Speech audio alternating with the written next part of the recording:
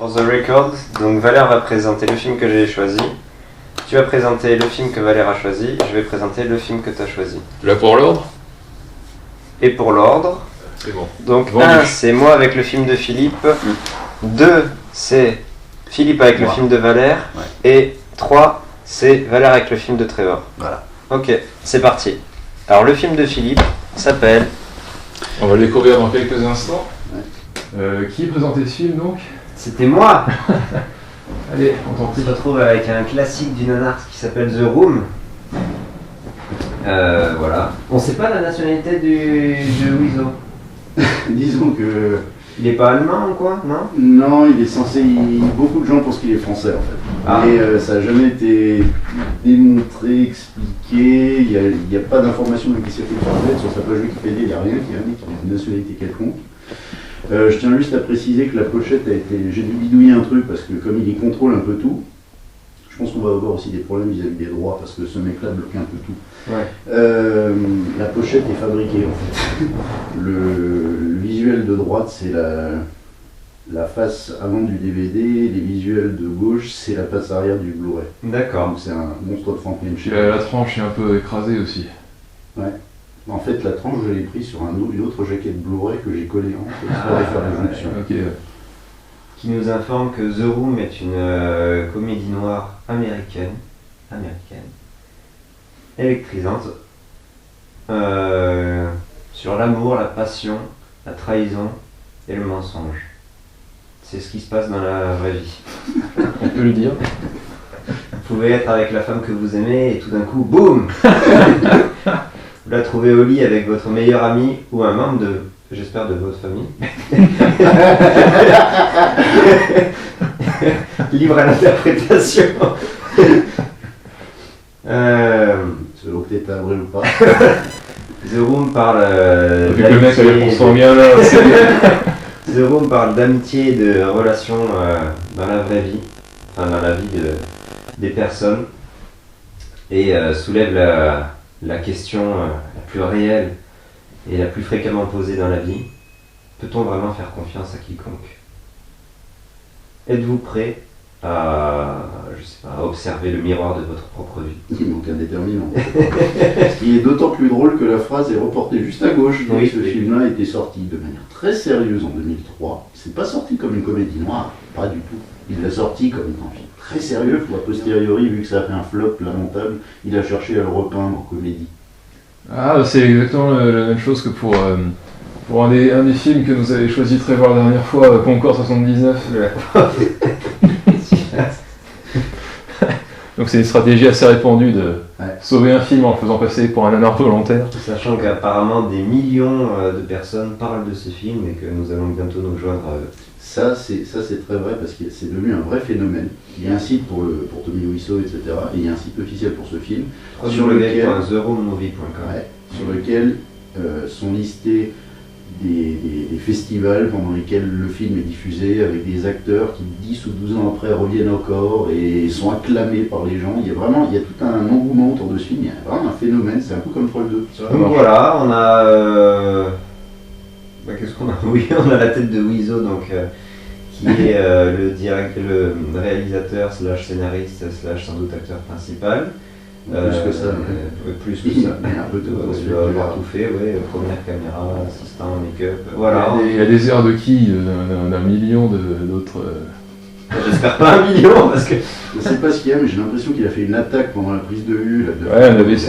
je pense qu'on va en faire une pendant le film aussi. Il y a des chances, il y a de bonnes petites chances, ouais. Voilà, et donc je pense que on va se retrouver aux prises avec nos propres vies. En fait, je pense que ça va être un instant d'introspection pour nous, de réalisation sur le fait que les gens nous trahissent, que Ça va être une leçon de vie, si Ouais. je le sens. ça va être Entrer dans la pièce et quitter là, changer à jamais. ça va être fou. Ça va être une expérience. Je sais pas si vous êtes prêts tous pour. Je sais pas, depuis que j'ai trouvé ce truc, je me dis... Faudra qu'on soit encore en état de regarder les autres films. Il faudrait qu'on Ils sont particulièrement exigeants d'un point de vue nerveux et... Je propose qu'on Mais c'est tienne bon, la on a main vu- pendant on en a vu qu'on d'autres. regarde ce film. Et... On va peut-être pas aller jusque là, très bien. Pas jusqu'à la main alors. Je ne dirai rien. Avant. Je me dirais, ouais. Alors contente d'apprécier. Oh mon dieu. Bon, je pense qu'on peut lancer le film parce que si on continue à parler, ça va être un désastre. C'est parti.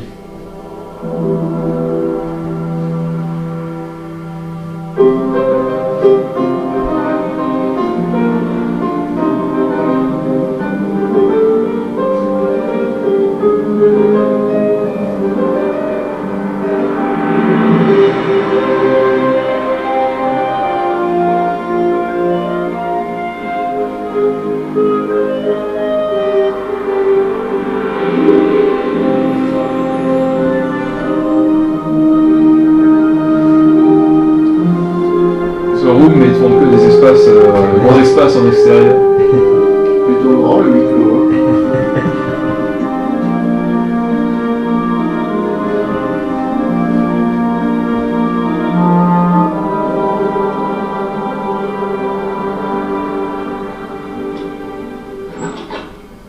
Hi, babe. I have something for you. Want it? Oh, hey, guys. Oh, hi there. Il est fantastique. Wow. On va penser à une oreille. It's from Johnny. Anything for my princess. How much was it? Danny, don't ask a question like that. Nice to see you, Danny. I'm going to take a nap. Can I go upstairs too? Il est souvent Danny, le I connaît think ce that's chanson. really Voilà sa réponse. You always think.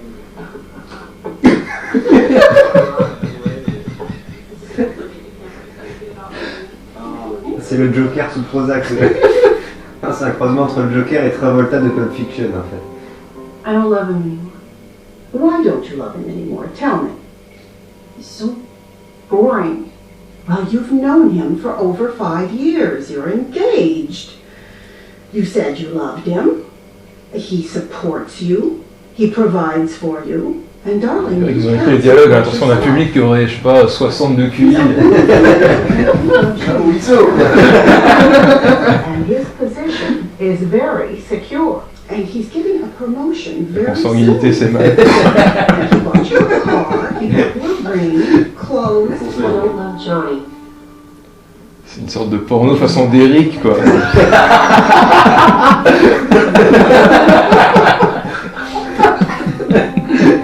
Si t'as toujours voulu voir se taper en baiser, bah non, voilà. Ok, je m'emmerde. Je m'emmerde. C'est encore pire que le Concorde. On a un film de Johnny Ruisseau, les gens sont en train de baiser et je m'emmerde.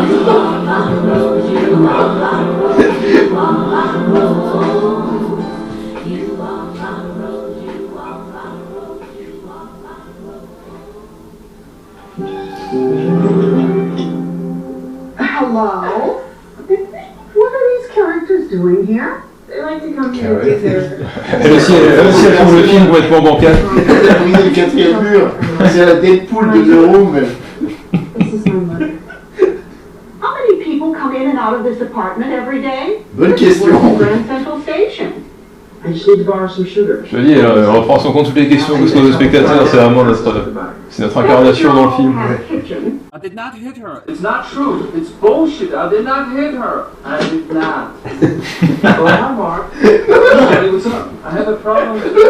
Les dialogues aussi sont en post-prod ou quoi? Ça correspond absolument pas au bon net. No, it's not true. You're gonna ask. Oh, man, I just can't figure women out. Sometimes they're just too smart. Sometimes they're flat out stupid. Other times they're just evil. It seems to me like you're the expert, Mark. Why would I do, Mark? You shouldn't have any secrets from me. I'm your future husband. You sure about that? Maybe I'll change my mind. Don't talk like that. What do you mean? What do you think? Women change their minds all the time. You must be kidding, aren't you? Look, I don't want to talk about it. I'm gonna go upstairs and wash up and go to bed. How dare you talk to me like that? You should tell me everything. I can't talk right now. Why, Lisa? Why, Lisa? Please talk to me, please! Il se retient de se You're marrer, the mais... love of my life. You are everything. I could not go on without you, Lisa. You're scaring me. You're lying. I never hit you. You are tearing me apart, Lisa. Why are you so hysterical? Do you understand life? Do you? Bah, visiblement, lui pas, vu ce qu'il écrit. What are you doing? None of your business. You're my future wife. What are you doing, Lisa? Leave her alone. I just want to talk to you. Since when do you give me orders? This Lisa changed her mind about you. Wake up, man. What planet are you on? I think you should leave right now, Mark. Don't spoil it. We were just having fun. Don't worry about it. Don't touch me, motherfucker. Get out. Stop it! Stop it! Go on. You two are acting like children. Son of a bitch. You're gonna ruin the party. You keep your girl satisfied, she will come to me. Get out of my house. I kill you. I'll bring you to fucking head. Stop it! I kill you, you bastard. You betrayed me. You're not good. You're just a chicken. Chip, chip, chip, chip, chip, chip. Shut up. Shut up. It's over. It's not over. Everybody betrayed me. I fed up with this world.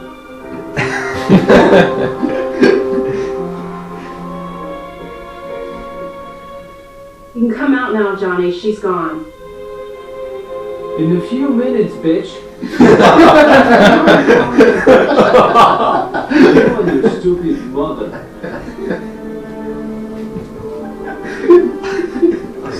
C'était carrément psychédélique ce film.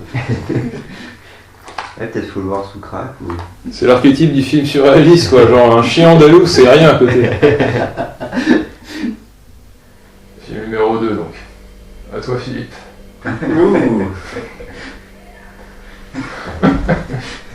Magnifique.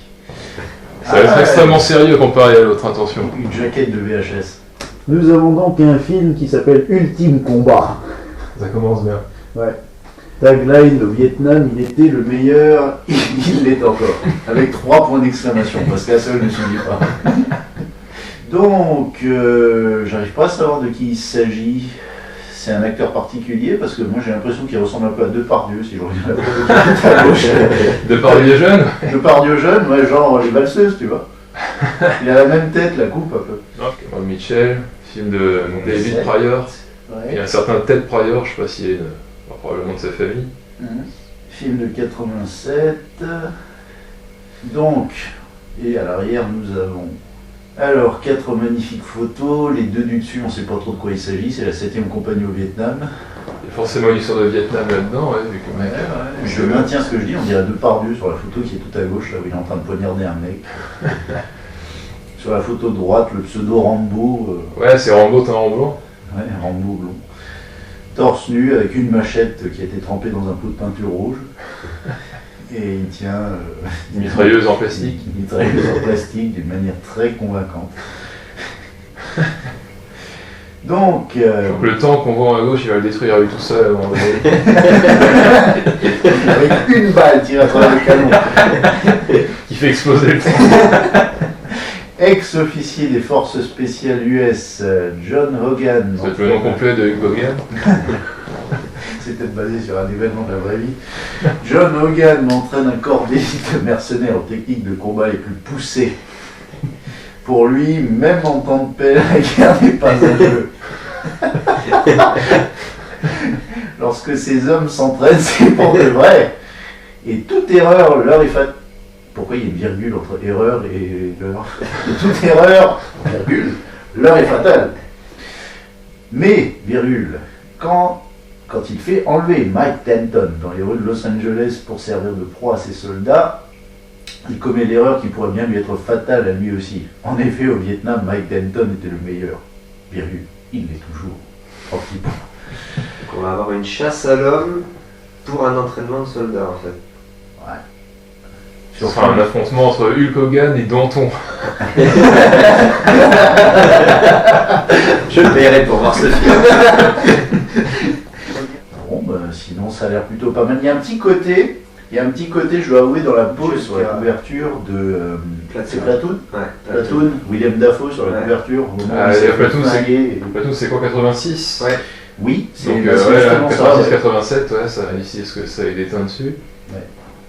Sauf que William Dafoe est criblé de balles et là on a juste une envie, c'est de lui foutre du plomb dans la tronche. Je crois qu'il va en prendre plein mais qu'il va y survivre comme genre Tu Superman. remarques quand même qu'il a un couteau qui est plus long que sa tête sur la couverture.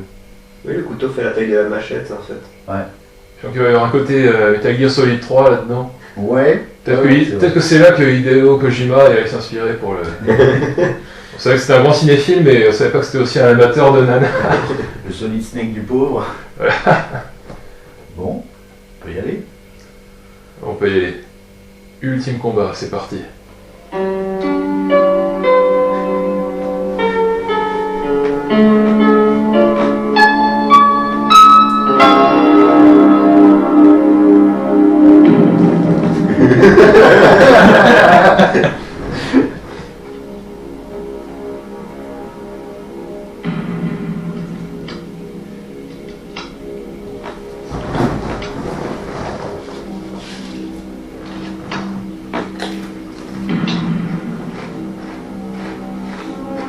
Il y avait un petit air de MacGyver. Si, on vient de dire un peu. Oula, le beau melet. C'est lui un melet, c'est un tapis.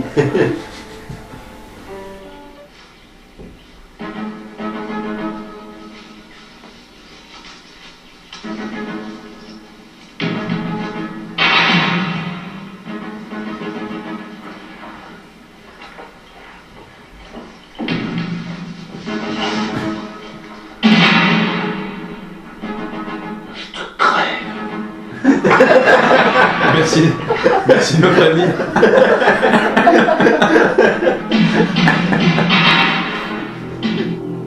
Je connais ce style. C'est mon style.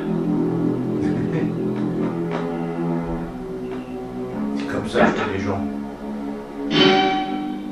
Mark Danta. C'est lui obligatoirement. Oui, c'était le nom sur la boîte à lettres. Pourquoi? Vous le connaissez? Il n'y en a qu'un seul qui peut lire. Et comment? Il y en a qu'un seul qui est poignarde après leur. C'est moi. Dit qu'on va poignarder.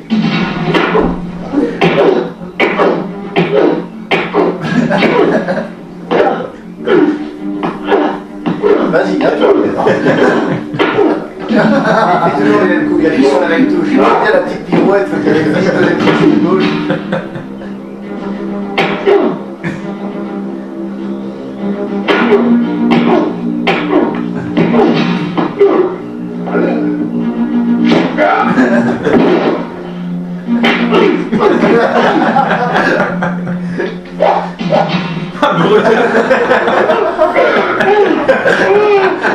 C'est quoi, c'est un pic à glace?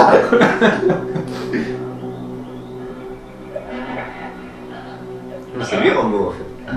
Chuck Cooper. Mark Denton. C'est pas possible. Non. Je t'ai pas revu depuis que tu as pris une balle à ma place. Qu'est-ce que tu fous avec ce type-là? Je l'ai pas fait pour être ton piste à vie. Trouve-toi une autre guerre, Chuck.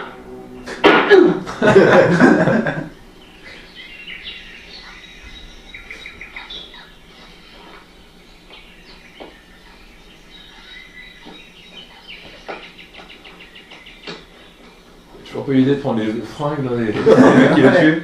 Il aime bien se balader comme ça. Parce que tu sais pas, c'est au Vietnam, il était naturiste.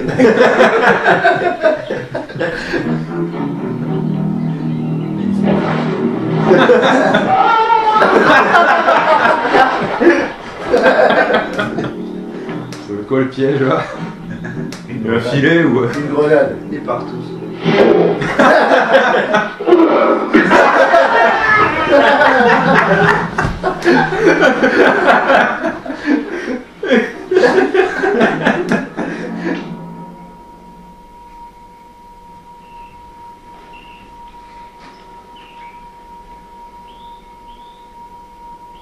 Pas certain qu'il sache s'en servir. Halt. Ami ou ennemi? Je suis un ami. C'est un menteur. C'était génial.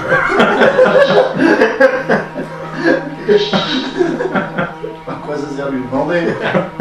Si tu vas le descendre de toute façon, truffe-le tout de suite de plomb. Il vous laisse marrer. Une petite blague.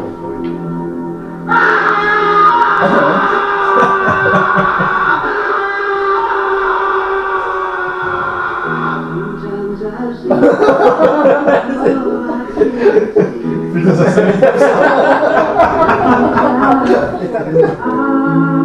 Wow. Merci pour cette perle, Valère. Alors, qui c'est qui présente ce film-là? C'est moi. Alors, il n'y a pas grand-chose à... C'est pas une jaquette de DVD, donc il n'y a pas grand-chose à... Killer Donuts. On adore les manger, mais maintenant c'est leur tour. Ok, une espèce de boîte à chaussures avec le dentifrice de Troll 2 qui sort. Là, ils ont les mêmes yeux verts fluorescents. C'est quoi? C'est des sprinkles qui est sur les donuts ou c'est des pilules de drogue? C'est ce qu'ont pris les réalisateurs. Je te laisse choisir. Nomade sans répit, film. Bon, Il y a une vraie affiche de cinéma, mais la résolution était trop petite pour que je puisse la Mais c'est sorti en salle? proposer. Je crois, ouais, je crois. C'est pas un direct DVD ou un truc comme ça? Non, c'est sorti en salle. Ok. En 2016 aux États-Unis, été 2016.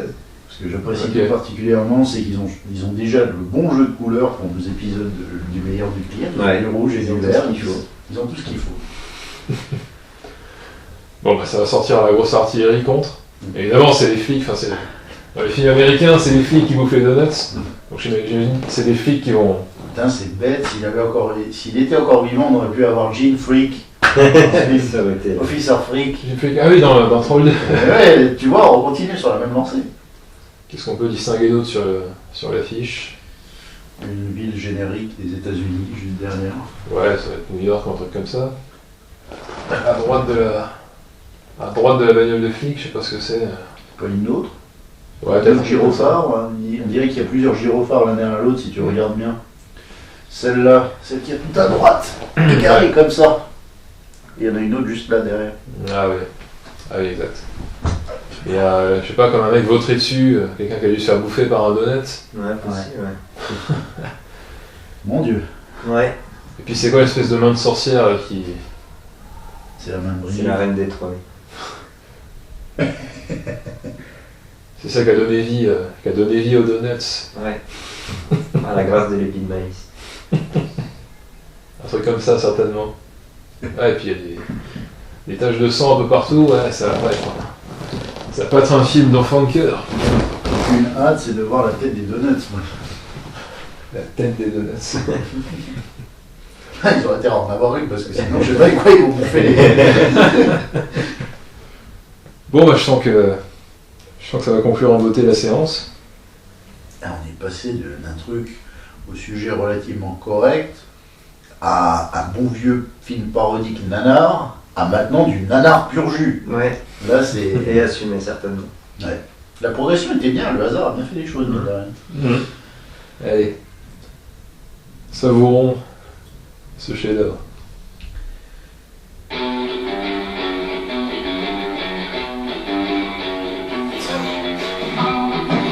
C'est un épisode des Simpsons.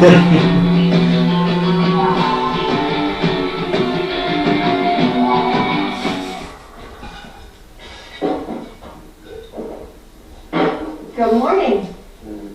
Or should I say good afternoon? Woo! Bacon! I love bacon. And Mama loves you. C'est sa mère ça. Elle doit avoir 3 ans de plus que lui. Sa belle-mère peut-être. Ouais, ça va mal finir ce film. C'est moi qui te le dis. Wait. How many times have I told you to cut the grass? It's a jungle out there. Who's the most beautiful mother in all of Shady Grove? Who is it? I think it's you. Who is that? It's my mom! My mom is! Okay. How much? C'est pas plutôt lui qui devrait demander.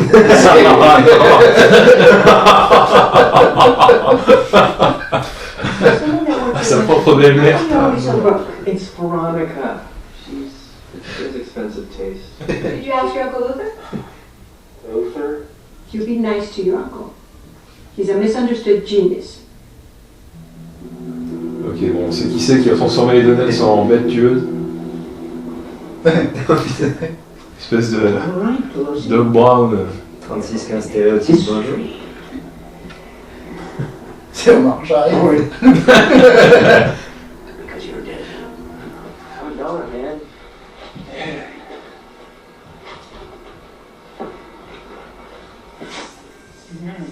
Damn, dude, breathe. Hey man, these things look kind of freaky. You can't find me. Whoa. The Jonas just moved. You high, Conrad? I'm serious, bro. I won't forget you, but... See, I told you, man. Bah ça va pas. Hey, bro, you want me to get you another double nut? Yeah, man, from your brother's car. God, help me! What happened? Get back, man, that shit can be contagious.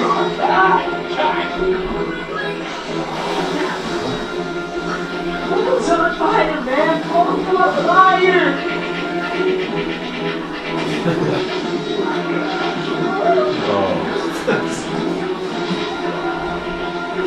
I hate donuts. Je pensais qu'on avait atteint le fond des trous entre le 2, mais je crois qu'on arrive encore à creuser. Là. On a déjà trouvé le pétrole et pourtant on continue à creuser la source. Eh ben, Bon, bah allez, c'est l'heure du débrief. alors le débrief. C'est moi qui commence du coup. Bah, logiquement, oui. Ah ouais, t'avais Zoro en premier. Alors la légende Zero. Alors de quoi est-ce que ça parle au final? On suit un gars qui s'appelle Johnny, qui est joué par Tommy Wiseau. Donc le réalisateur, producteur, scénariste, etc. Donc Johnny est quelqu'un de très riche qui a une super baraque et qui peut se permettre de payer des apparts à ses meilleurs amis et aux gamins qu'ils adoptent, mais il est incapable d'avoir une promotion à sa banque ou à son travail d'informaticien, c'est pas très bien parce qu'il fait les deux. Johnny est fiancé avec une fille qui s'appelle Lisa, avec qui il vit depuis 5 ans, mais c'est parfois 7 aussi, on sait pas trop non plus. Et il a adopté donc un gamin qui s'appelle Danny et qui veut se faire Lisa, et donc il s'en parle sans aucun problème, il n'y a pas de souci. Danny a aussi des problèmes de drogue, mais on n'en parle que pour voir une scène avec un dealer et lui confisquer un flingue qui servira plus tard dans le film. Qu'est-ce qu'il y a d'autre Johnny à part Une belle-mère qui a un cancer du sein, mais on s'en fout éperdument. Une belle-mère qui a un cancer du sein et on s'en fout éperdument. Il a un meilleur ami qui s'appelle Marc et qui le fait donc au cul avec Lisa. Un ami qui s'appelle Peter qui joue les psychologues sans l'être. Voilà, et qui finit par disparaître à la fin pour être remplacé par un autre ami, des fois que. Voilà, donc tout ce beau monde vit à San Francisco, dans le même immeuble d'ailleurs, passe son temps donc soit à baiser à droite et à gauche, enfin pas à droite, et à gauche, mais dans le même appart, sachant qu'il y a aussi un couple d'amis de Lisa, donc voilà, qui aime beaucoup le chocolat. Et qu'est-ce qu'on a d'autre? Donc ça vit à San Francisco tout ça, et donc c'est centré autour de la réalisation par Johnny, que au final ses amis et sa fiancée l'ont tous trahi. Donc c'est une réalisation qui va venir lentement, un peu trop lentement peut-être, je sais pas. Il aura fallu qu'il entende la confession de Lisa à sa mère d'abord, puis qu'il enregistre les messages de Lisa sur le répondeur, puis que Marc lui avoue lors de sa soirée d'anniversaire, et puis ensuite que Lisa lui réavoue et qu'il le réentende sur le magnétophone pour enfin finir par comprendre que peut-être, ouais. Enfin lui, il a la chance d'entendre tout ça qu'une seule fois, nous on s'est tapé 25 fois pendant le film. C'est vrai. Et la mère aussi, qui finalement est peut-être la plus proche de nous, parce qu'elle, comme tu disais Valère tout à l'heure, elle pose des questions pertinentes et qu'on se pose tous. Valère, accuserais-tu le scénario de ne pas être subtil dans le hasard? J'ai jamais dit ça. Au contraire, le coup de la vieille qui franchit le 4e mur, là, c'était un joli coup de... Voilà, qu'est-ce qu'ils font d'autre à part ça? Ils jouent au foot américain, parce qu'apparemment, ouais, pour Tommy Wiseau, l'expression de la franche amitié entre mecs, c'est de jouer au foot américain. En costard, Que carré. ce soit en costard, en smoking même, pendant les séances shooting pré-mariage ou... Après, voilà, à cause de ça, leur pote psychologue a une crise cardiaque, mais... Il disparaît du film après avoir légèrement glissé dans son parterre. Ça a été un adieu pour lui. Donc voilà ce qui se passe. Au final, donc il y a le climax, c'est une soirée d'anniversaire de Tommy Wiseau, qui est une soirée surprise, qui ne le surprend pas vraiment, parce qu'il n'a pas vraiment d'émotion tout au long du film, même quand il essaie d'en avoir. Voilà, où on s'aperçoit, enfin on prend Mark et Lisa sur le fait. Il y a une bagarre entre Mark et Johnny, tout le monde s'en va, la mère revient, la mère s'en va, ensuite Lisa s'en va, et ensuite Johnny se flingue. Donc voilà. Attends, t'as oublié quand même qu'il a foutu le bordel dans l'appartement, mieux que Citizen Kane. Mieux que Mieux que Charles Foster Kane dans Citizen Kane. Hein. Ouais. Orson Welles, il n'y a rien à...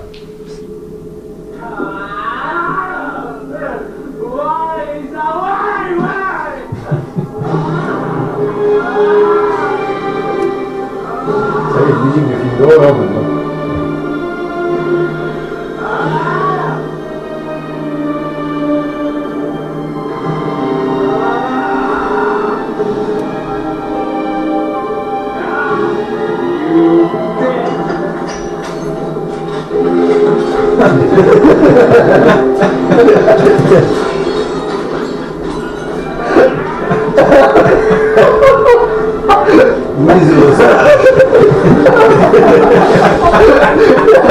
J'adore.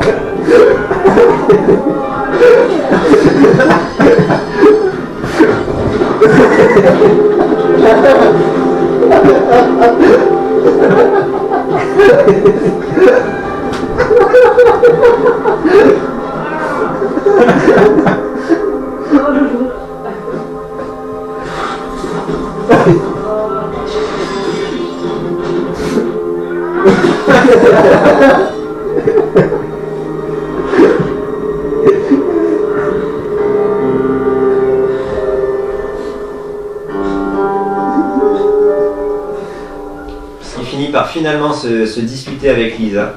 Voilà, il ne voulait pas avoir de confrontation verbale avec elle, parce qu'il l'aimait encore, mais il finit par le faire quand même. Et puis, Il préfère se branler avec sa robe. Ouais. Voilà, à toute fin, avec des réminiscences de leurs souvenirs, de leur soirée pétale de rose.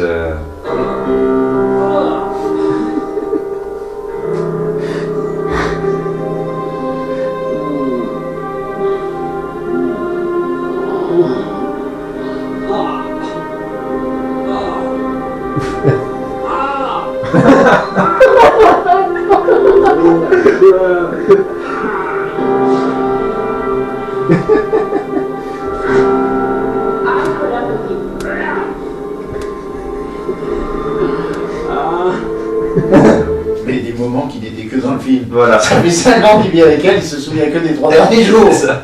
De toute façon, en 5 ans, il avait raconté à personne comment est-ce qu'il avait rencontré la femme qu'il épousait dans un mois. Donc c'est compréhensible aussi. Voilà, je sais pas si ce résumé est très compréhensible, mais c'est à peu près ce qui se passe dans un À film. peu près aussi, il va pas être moins compréhensible que l'était le film.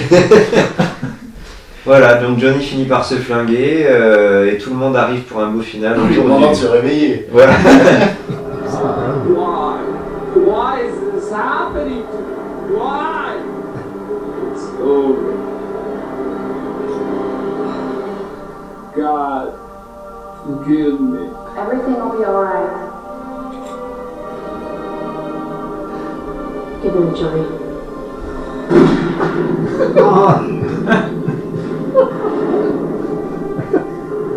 On ralentit.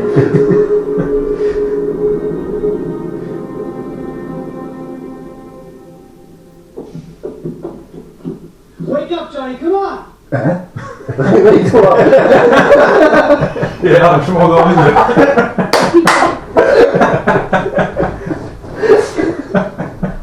My God, Mark, is he dead?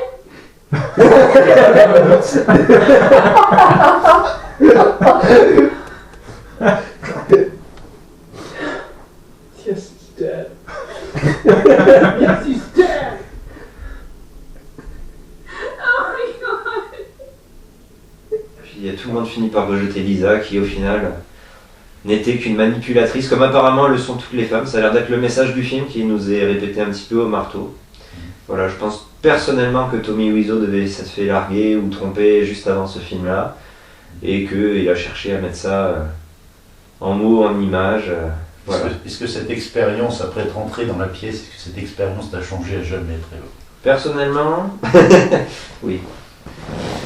Oui, bah, je suis sorti un petit peu trop Pour le meilleur ou pour le pire? Pour le pire, plutôt. Voilà, plus jamais je ne ferai confiance à une femme qui s'appelle Lisa et qui parle de sa mère comme d'une stupid bitch sur un ton monocorde quand elle appelle son petit ami. Voilà. Voilà. Qu'est-ce qu'on a d'autre? Une super bande-son qui rythme les séances de sexe qu'on voit à peu près toutes les 2 minutes au tout début du film et qu'on voit un petit peu moins à la fin. Ce qui nous force à avoir des flashbacks de ces premières scènes de sexe d'ailleurs à la fin du film. Donc voilà, une belle bande-annonce. Je sais pas, qu'est-ce que vous avez à rajouter vous? Que en dehors de Tommy Wiseau, je me suis fait chier royalement pendant ce film.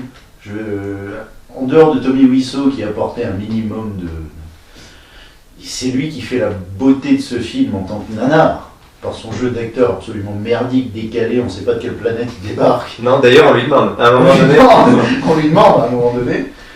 Et voilà, c'est lui qui fait la beauté de ce film. Je pense que c'est lui qui fait la nanardise et qui rend ce film tellement culte, mais en dehors de ça, le script est tellement mauvais. Les dialogues sont écrits, comme tu disais, pour des personnes qui ont 60 de QI, par quelqu'un qui a 60 de QI.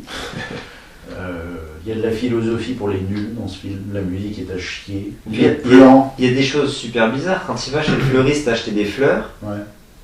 On a l'impression qu'il y a 2 dialogues qui sont superposés. Alors un qui a dû être fait pendant le film, l'autre en post-prod. On a des répliques qui se croisent, qui sont un peu dans le mauvais sens. Ou d'autres qui se chevauchent même. À un moment donné, ils disent 2 choses et il n'y a pas assez de pause entre les 2 phrases. Pour que ça soit naturel. C'est très, très étrange.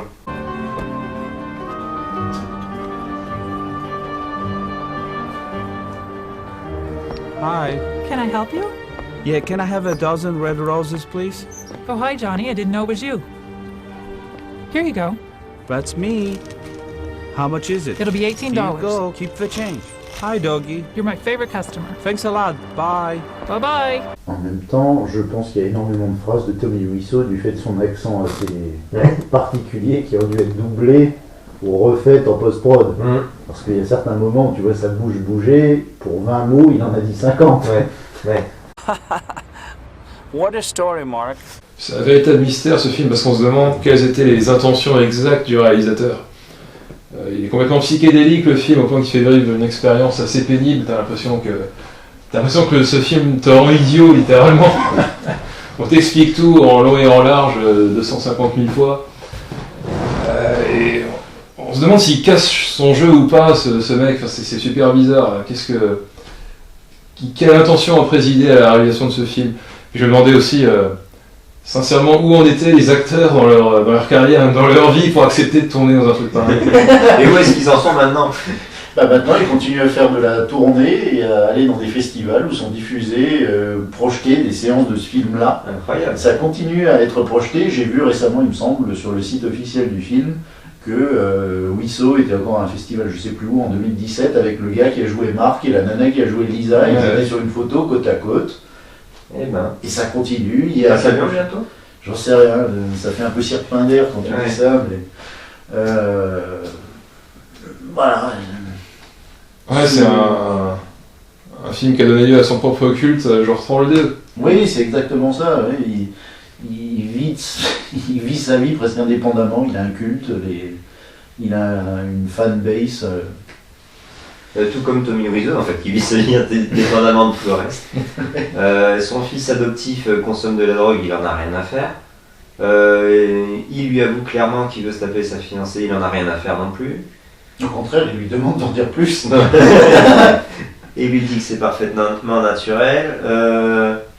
Quoi d'autre? Il y a un autre moment où c'est... Alors qui est-ce que c'est? C'est le mec...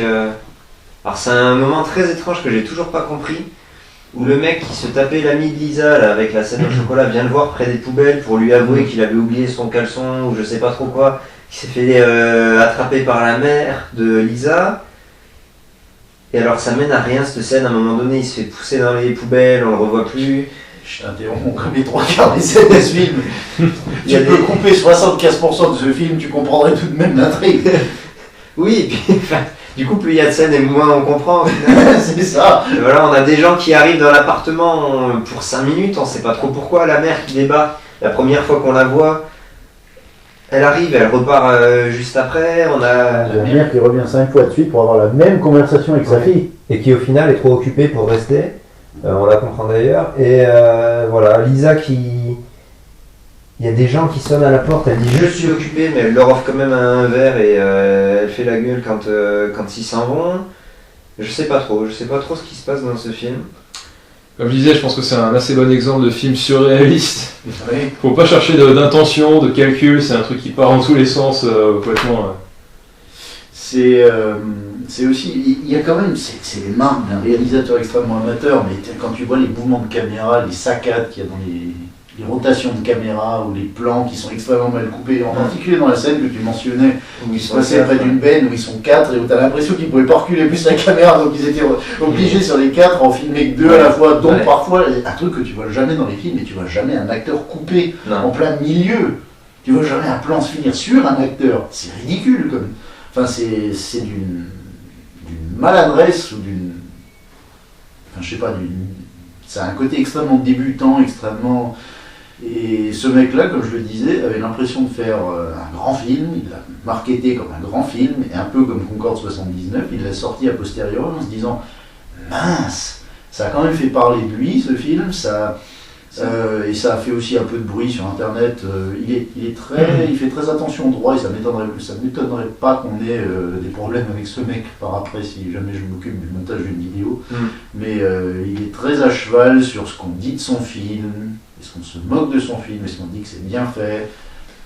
On n'a pas eu de problème avec Uwe Boll, donc je pense qu'on n'aura pas avec lui non plus. Il a l'air un peu plus tatillon et un peu plus susceptible, ce gars-là. Ouais, comment un mec pareil peut être susceptible? Voyons. Oui, parce que ça n'a rien de la comédie au final, ce film. Non. Ni non, c'est un drame psychologique. Un peu érotique au début aussi, ouais. Un peu, ouais. Le Derrick du porno, t'as vu? Le Derrick du porno. Il y a des trucs assez intéressants sur ce film. Alors à la fois il y a cette logique de festival, rendre le tout culte, faire des projections toujours de ce film pour entretenir et faire vivre ce film, parce qu'on est mine de rien, il est sorti en 2003, on est 14 ans après et on continue à parler de ce truc. Il est quand même assez enfin, c'est un truc qui est encore assez vivant, presque 15 ans après. Et il y a un truc qui était assez drôle aussi, c'est que je crois que ça se passe à San Francisco. Alors je sais plus si c'était à Los Angeles ou à San Francisco même. Tommy Wiseau avait loué, il y avait un espace publicitaire, où il y avait un énorme panneau publicitaire à un endroit, je sais plus de quelle taille, ça devait faire la taille d'un mur. Et il y avait la gueule de Tommy Wiseau qui était contre, la gueule que tu vois sur la pochette, avec marqué The Room, le film le plus retentissant que vous ne verrez jamais, ou je sais plus trop ce qui est marqué dessus, et il avait loué cet emplacement pendant 7 ou 8 ans. Ah ouais. Alors, niveau bénéfice, je sais pas où il a cherché ce pognon, mais 7 ou 8 ans de publicité. Il est peut-être riche tout simplement, on sait pas d'où il sort. On sait pas d'où il sort, on sait pas de quelle nationalité il est. Ouais. Bah... Cet homme est un mystère. Vaut peut-être mieux qu'il le reste. Mais bon, je suis content de l'avoir vu quand même, non? C'était un film. C'est un peu, c'est une case. C'est un classique, quoi. Il faut avoir vu un tel film. Non, et puis je suis pas passé un mauvais moment non plus, quoi. J'ai bien ri, c'était assez drôle de voir. Voilà, j'ai pas passé un mauvais moment, mais à chaque fois qu'il y avait une scène où il n'y avait pas Tommy Wiseau, Johnny, je voulais qu'il y ait Johnny dans la scène. C'est un petit peu le Joker dans The Dark Knight. T'as toujours envie que le personnage revienne, ça le rend. Mais si tu retires Tommy Wiseau de l'équation, le film est nul. En même temps, le film parle de rien si tu le retires. il parle déjà de rien. Et puis, tu le retires de l'équation, le film, mais il tient que parce qu'il y a je vais pas le charisme, mais l'absence de charisme. Je sais pas comment l'expliquer. L'anti-charisme. L'anti-charisme, le charisme négatif. Le film, tu retires Tommy Wiseau, il perd de tout son charme. Moi, j'ai entendu que ce film était un chef-d'œuvre du nanar. C'était un nanar tellement culte, on en entend parler, tu sais. Mais ce qui est vrai, parce que Ouais. oui, mais tout ce dont on parlait, tout ce qui est Les angles de caméra, le jeu des acteurs, les choses qui sont répétées 10 000 fois, les enchaînements improbables. Enfin, qu'est-ce qu'on demande d'autre d'un nanar? À part les effets spéciaux, et le film n'appelait pas à en avoir de toute façon. Mais sinon, c'est vrai qu'on n'attend rien d'autre au final d'un nanar. Ouais, mais en même temps, il y a quelque chose qui fait que c'est un nanar, je sais pas. Il y a quelque chose de perturbant dans ce film. Ouais, perturbant, c'est le moins oubliable. De perturber aussi. C'est un film qui t'aspirait dans son espèce de spirale de psychédélisme. T'en sors pas indemne. Le regard glauque et vitreux de Tommy Wiseau sur les Ça commence là. Ouais, je pense que ce silence est le meilleur commentaire qu'on peut faire sur ce film au final. On peut passer au deuxième donc. Ouais. Ouais, je pense que... Rien qu'à revoir ça, je me sens de nouveau projeté dans cet univers fantastique. Deuxième film, Ultime Combat, qui est aussi connu sous le titre Deadly Prey, comme on l'avait vu au début du film. Ça avait été le titre original est plus logique. Voilà. Relativement l'intrigue, mais le titre français sonne hyper nanar. Donc le titre français sonne nanar, mais en même temps ça se tient, si tu pars du principe que c'est le dernier combat d'un mec qui revient du Vietnam, tu sais. Ah ouais, c'est vrai. C'est pas si... Il y a le plus nanardesque qui est plus creux comme titre quand même. Oui. Bon. Il est moins tiré par les cheveux aussi. Ouais. Par les cheveux, tu peux le dire. Tu parles de ça à cause de la tête, c'est ça. Ou du scalp. Surtout du scalp. Ça, c'était très capillotracté.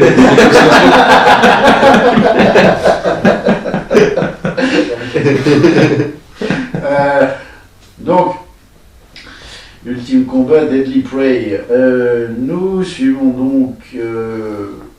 si je pars c'est pas vraiment du personnage principal, c'est de l'ennemi, et nous suivons donc notre pote Hulk Hogan, qui après être revenu du Vietnam et s'être vu proposer une modeste retraite de $600 par le gouvernement américain, en lui disant tiens mon pote, maintenant quitte les Marines et va te mettre au vert. Se retrouve donc à entraîner à une espèce de camp de mercenaires à 75 miles de Los Angeles, dans une pseudo-jungle qui est en fait la forêt du coin où des chasseurs mexicains vont chercher leur gibier du dimanche. Il aurait pu avoir aussi une famille qui pique-nique. Une balançoire. Des épis de maïs. Donc ils sont en train de monter ce camp et il essaye de monter une espèce de force armée, on ne sait pas trop pourquoi. Il ne s'est jamais expliqué pourquoi il veut monter cette force armée pour proposer des services de mercenaires. Ils disaient qu'ils avaient des couilles en or à se faire. Oui, voilà, en d'ailleurs, les meilleurs mercenaires du monde. Quoi. Voilà. Donc ils montent cette espèce de groupe, une espèce de petite armée paramilitaire. Une ONG des armées, si on veut. Ouais, il aurait dû appeler ça Hogan Heroes en fait. Vous connaissez cette série? Papa Schultz en français. Ah, Papa Schultz, oui. Ouais, ça s'appelle Hogan Heroes parce que le colonel s'appelle Hogan en fait. D'accord, bah là on a un autre colonel qui s'appelle aussi. Et Heroes, pourquoi? Parce que il est tellement alcoolo que. J'allais dire qu'on ne fallait pas Heroes. Je croyais que c'était son foie qui avait un problème. Bref, donc ils sont dans leur camp, ils sont parfaitement équipés, ils ont une réserve infinie d'hommes, on ne sait pas d'où ils vont les chercher, des hommes qui viennent de tous les côtés. Ils ont aussi un joli parc de véhicules, magnifique, ils ont plein de véhicules. Et donc le film commence sur une chasse à l'homme avec un type qui sont allés chercher, je suppose aussi dans la banlieue pavillonnaire de Los Angeles. Il est débraillé, il court, il s'enfuit, il traite ses assaillants de fils de pute. Fils de pute! Ils vont me tuer!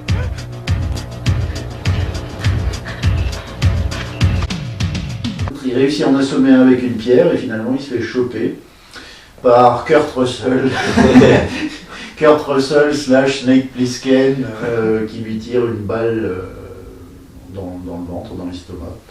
Donc ils reviennent au camp et ils sont un peu déçus parce que le type n'a pas réussi à tenir plus de 10 minutes et Hulk Hogan demande donc à Snake d'aller de nouveau dans la banlieue pavillonnaire de Los Angeles pour retrouver le meilleur proie. Donc Snake part avec une petite escouade de ses camarades militaires dans un van de pervers pédophiles. Il manque juste les rideaux aux fenêtres, les sucettes ou les bonbons dans la boîte à gants et c'est réglé. Donc ils arrivent dans une banlieue pavillonnaire, ils en croisent un ou deux, ils se disent est-ce que celui-là on le prend? Non, on le prend pas parce qu'il n'a pas l'air en forme ou je sais pas quoi. Ils arrivent devant la maison de Danton. Ouais, avec son nom bien en évidence sur la boîte aux lettres. Danton avec son nom bien en évidence sur la boîte aux lettres. Il s'avère que ce bon Danton est en fait, Denton en fait, est la meilleure recrue de Hulk Hogan au Vietnam. C'est un mix entre Musclor, MacGyver, Tarzan, Chuck Norris et Schwarzenegger, tout ça. Et puis Naked Snake dans Metal Gear Solid 3. Et Rambo si on veut. Et Rambo, en fait tout. Willem Dafoe de Platoon aussi. Crocodile Dundee, c'est un peu avec la machette. Et donc ce mec-là se fait enlever parce qu'il dit ah ben, il est en forme, on va le choper. Donc il le chope, il le dessape, il le fout en calbute dans la jungle. Il tiendra d'ailleurs à rester en calbute aussi longtemps que possible. Rester en calbute aussi longtemps que possible. Tant qu'il le pourra, il le restera. Et dans la jungle aussi. Dans la jungle aussi, surtout dans la jungle. On a supposé qu'il était naturiste quand il était au Vietnam. Il a dû s'amuser avec les moustiques et les viettes. Toujours est-il qu'il est relâché dans la nature. Hulk Hogan se dit fantastique, enfin du bon gibier, ramenez-le-moi, mais mettez un peu plus que 10 minutes. Donc toute la compagnie, toute la 7e compagnie de Snake Plissken part dans la jungle et se fait laminer, botter le cul, tuer l'un après l'autre. On dirait que c'est un film, un slasher movie. C'est lui en fait le monstre. Donc il va jusqu'à même tuer des gens après leur avoir annoncé qu'il allait les tuer. Je vais te planter un couteau. C'était fantastique. Donc il massacre combien? Une ou deux unités comme ça? Facilement, ouais. Facilement une ou deux unités. Et après, il se rend compte, à un moment donné, Hulk Hogan se rend compte que ce bonhomme-là, en fait, d'après les blessures qui sont, semble-t-il, caractéristiques, il n'y a que lui, sur 9 milliards de personnes dans le monde, il n'y a que lui qui tue de cette manière. En utilisant un couteau et en le plantant verticalement dans la poitrine d'un champ. Il n'y a que lui. Sur toute la planète, il n'y a que lui. Il est aussi fantastique parce qu'il soulève, après avoir assommé des gens, il les soulève, il les met à l'horizontale et les claque contre des palmiers ou contre des arbres. C'était le massage maison. Le massage maison, ouais. Donc, Hulk Hogan, après avoir noté que ses blessures étaient caractéristiques de son plus grand soldat, son protégé, etc., se dit qu'ils sont un peu dans la merde. Pendant ce temps-là, la petite amie de Snake Plissken, de MacGyver, tout ce qu'on veut, contacte son père, Cameron Mitchell, qui est le premier personnage crédité, quand même, qui est censé être l'acteur le plus connu, donc. Et c'est le cas certainement, c'est pour ça que c'est sans doute le cas, oui. C'est pour ça que son nom apparaît en premier. Donne tous les détails à son père en lui disant voilà, j'ai entendu des gars, j'ai entendu des cris à un moment, des bruits de lutte. Cameron Mitchell se met à enquêter. En parallèle de. C'est quoi, Ted Pryor? Ouais. Ted Pryor qui continue à faire des tueries, qui sème un peu le bordel, qui fabrique des pièges. Il sort partout, il sort de l'eau, il sort du sol. Il sort de l'eau, il sort du sol, il sort de la boue, il fabrique des lances. Il s'y aménage la jungle en fait, tu vois. Il est génial ce type. Donc, c'est genre copain des bois croisé avec les fous. Je sais pas trop. Je suis en train d'imaginer Julio dans ce film. Donc, il y a plusieurs scènes d'action assez drôles, etc., etc. Au bout d'un moment, Hulk Hogan en a un peu marre. Il se dit on n'arrivera jamais à le supprimer, donc il dit à sa recrue, c'est qui encore, du Terminator, là, avec Kurt Russell avec les lunettes de soleil, de retourner à Los Angeles, de fouiller la baraque. Il s'avère que Kurt Russell tombe sur la petite amie, il la ramène dans le camp. Hulk Hogan se dit qu'il va enfin pouvoir faire souffrir sa recrue et il décide alors de violer La petite amie, c'est fait hors écran. C'est une ellipse, c'est sous-entendu, c'est suggéré, mais c'est fait. Ah, elle le dit explicitement, ensuite il m'a violé. Elle le dit Et explicitement. on a le début de la scène aussi quand même. Oui, oui. Juste après ça, Cameron Mitchell, qui est un retraité lambda, on ne sait pas trop comment il fait, mais il parvient à s'infiltrer dans le camp. Il parvient à latter des gueules même. Il s'infiltre dans le camp. Il finit malgré tout par se faire choper. Il est ramené dans la tente de Hulk Hogan, où sa fille lui dit « Papa, j'ai été violé ». Cameron Mitchell dit « Mais c'est incroyable, non, quand même pas ». Et Cameron Mitchell se fait planter. Ouais, par derrière. Il se fait percer par derrière. Donc Cameron Mitchell est out. Il avait dû avoir 10 minutes de temps à l'écran sur les 1h30 du reste film. 10 minutes où il a été particulièrement badass, donc le sauf pour lui. Quoi. Bref, après ça, j'ai oublié de mentionner un personnage qui est tout de même important par la suite, c'est que notre bon ami, il y a énormément de personnages ensuite, maintenant que j'y pense, enfin de personnages à tant soit peu développés. Notre bon ami Ted Pryor a aussi un ancien camarade du Vietnam qui s'appelle Cooper, qui lui est vraiment le sosie de Rambo, en fait. On dirait Stallone dans First Blood, le premier Rambo. Qui est pote avec lui, qui travaille pour le colonel Hogan, mais en même temps qui, au bout d'un moment, se range dans son camp. Et à eux deux, quand le personnage de Ted Pryor apprend que sa petite amie a été enlevée, ils décident d'attaquer le camp. Donc ils attaquent le camp, ils sauvent la petite amie est mise dans une espèce de caverne de fortune que Ted Pryor a fabriquée. À eux deux, Cooper et Ted Pryor, ils foutent le bordel, ils tuent encore le reste de la compagnie. Enfin, il faut croire qu'il restait des soldats après en avoir tué 50 escadrons. Il reste au final plus que Kurt Russell et Hulk Hogan. Kurt Russell ramène la petite amie qu'il a trouvée dans l'espèce de cabane de fortune à Hulk Hogan. Hulk Hogan hurle en intimant Ted Pryor de sortir de sa cachette et de venir le rejoindre. Donc il court, il est à l'autre bout de la jungle, comme tu l'as souligné, Trevor. Après ça, Cooper débarque et c'est finalement Cooper qui tire avec son flingue sur l'épaule de Hulk Hogan. Il chute. Il essaye de sortir la petite amie de ce bordel, mais Kurt Russell le descend. Donc Cooper crève. Qu'est-ce qui se passe ensuite? Kurt Russell emporte la petite amie. Ouais. C'est ça. Ouais. Et il la descend. Il la descend, oui, il la descend, effectivement, elle est par terre, il la descend, presque aussi à bout portant. Ouais, c'est assez sec en fait. C'est assez sec, ouais, on pourra en parler tout à l'heure. Ted Pryor qui voit ça ne le supporte pas, il se dirige vers lui de manière complètement comme une bête enragée, il sort sa machette. Il balles à bout portant mais ça lui fait rien. Ça lui fait rien, il sort sa machette et il découpe l'avant-bras du type, qui tombe comme un bout de mousse. C'était ça, littéralement.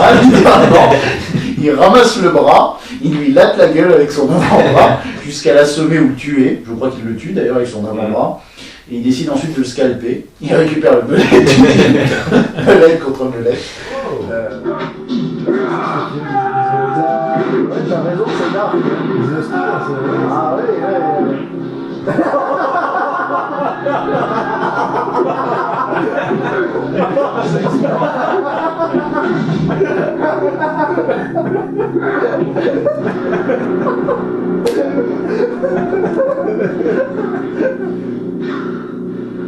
Il va se calper maintenant. Mais oui, il collectionne les belettes.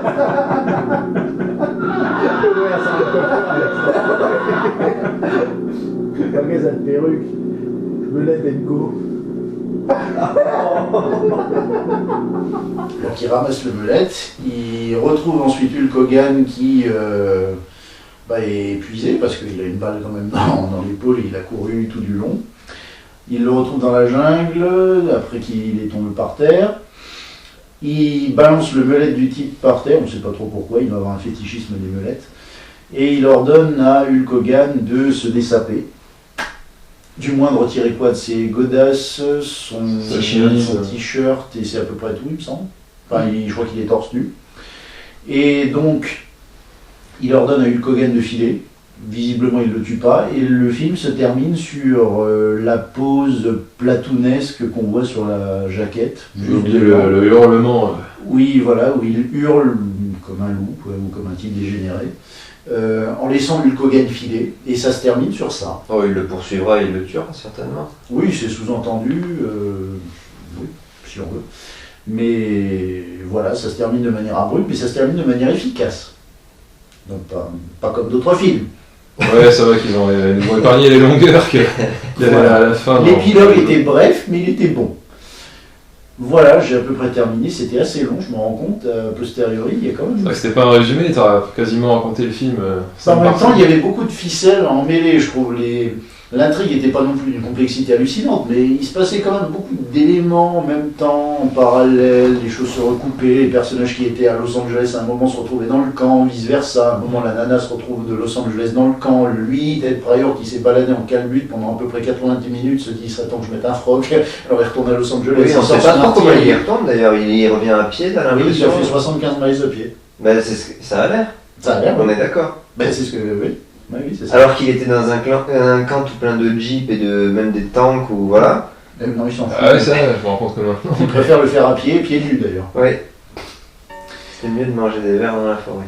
Ouais. Avec sur une musique extrêmement romantique de sitcom des années 80.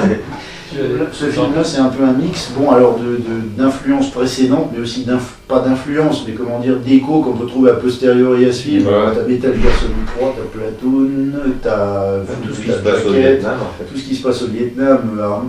Et puis d'ailleurs, j'y pense, le film date de 87, c'est la même année que Predator. Oui. Peut-être pas entièrement une coïncidence. Commando aussi, où il y a beaucoup d'influences de Commando. Commando, je crois qu'il date de 84, avec Schwarzenegger. 4 ou 5, ouais. Par-ci par-là. Ouais, 5 parce que 4 c'était Terminator. Voilà, j'ai pas grand chose à dire. Les personnages sont ce qu'ils sont, c'est nanardesque au possible, mais justement, c'est à la fois ce film et à la fois une. Alors, c'est une version de série B des films plus traditionnels, blockbusters, justement tirés de guerre, Vietnam, on a oublié aussi First Blood, Rambo, on l'avait déjà dit, mais il faudra répéter. C'est une parodie de ces films-là, enfin c'est une reprise de ces films-là type série B, c'est en même temps un petit peu une parodie, et en même temps ils arrivent à être frais, mine de rien, parce que, comme tu disais, il y a des moments où c'est extrêmement cru, ça s'assume.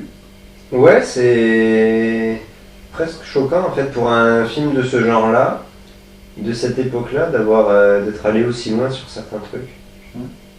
Et en même temps, j'ai pas envie de dire que c'est fait avec goût, mais tu vois, c'est sous-entendu, il te montre juste ce qu'il faut. Il y a des moments où il te montre clairement des personnes se faisant descendre à bout portant, mais il y a d'autres moments, par exemple la scène de viol, où il ne te montre pas le viol, il pourrait aller jusqu'au bout, tu sais te montrer directement l'horreur du truc et profiter de l'horreur de la guerre, de montrant... Non, il te sous-entend le truc et après il te l'annonce dans une phrase détournée, mais c'est arrivé quand même. Donc, c'est fait avec un tant soit peu de goût, mais en même temps j'ai bien aimé l'inventivité des pièges. J'ai bien aimé aussi la séquence mine de rien où il lui arrache le bras, où il lui coupe le bras avec la machette et où il l'assomme. C'est inventif.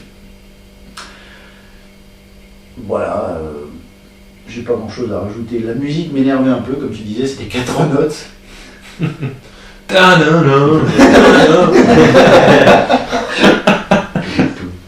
résumé toute la musique du film.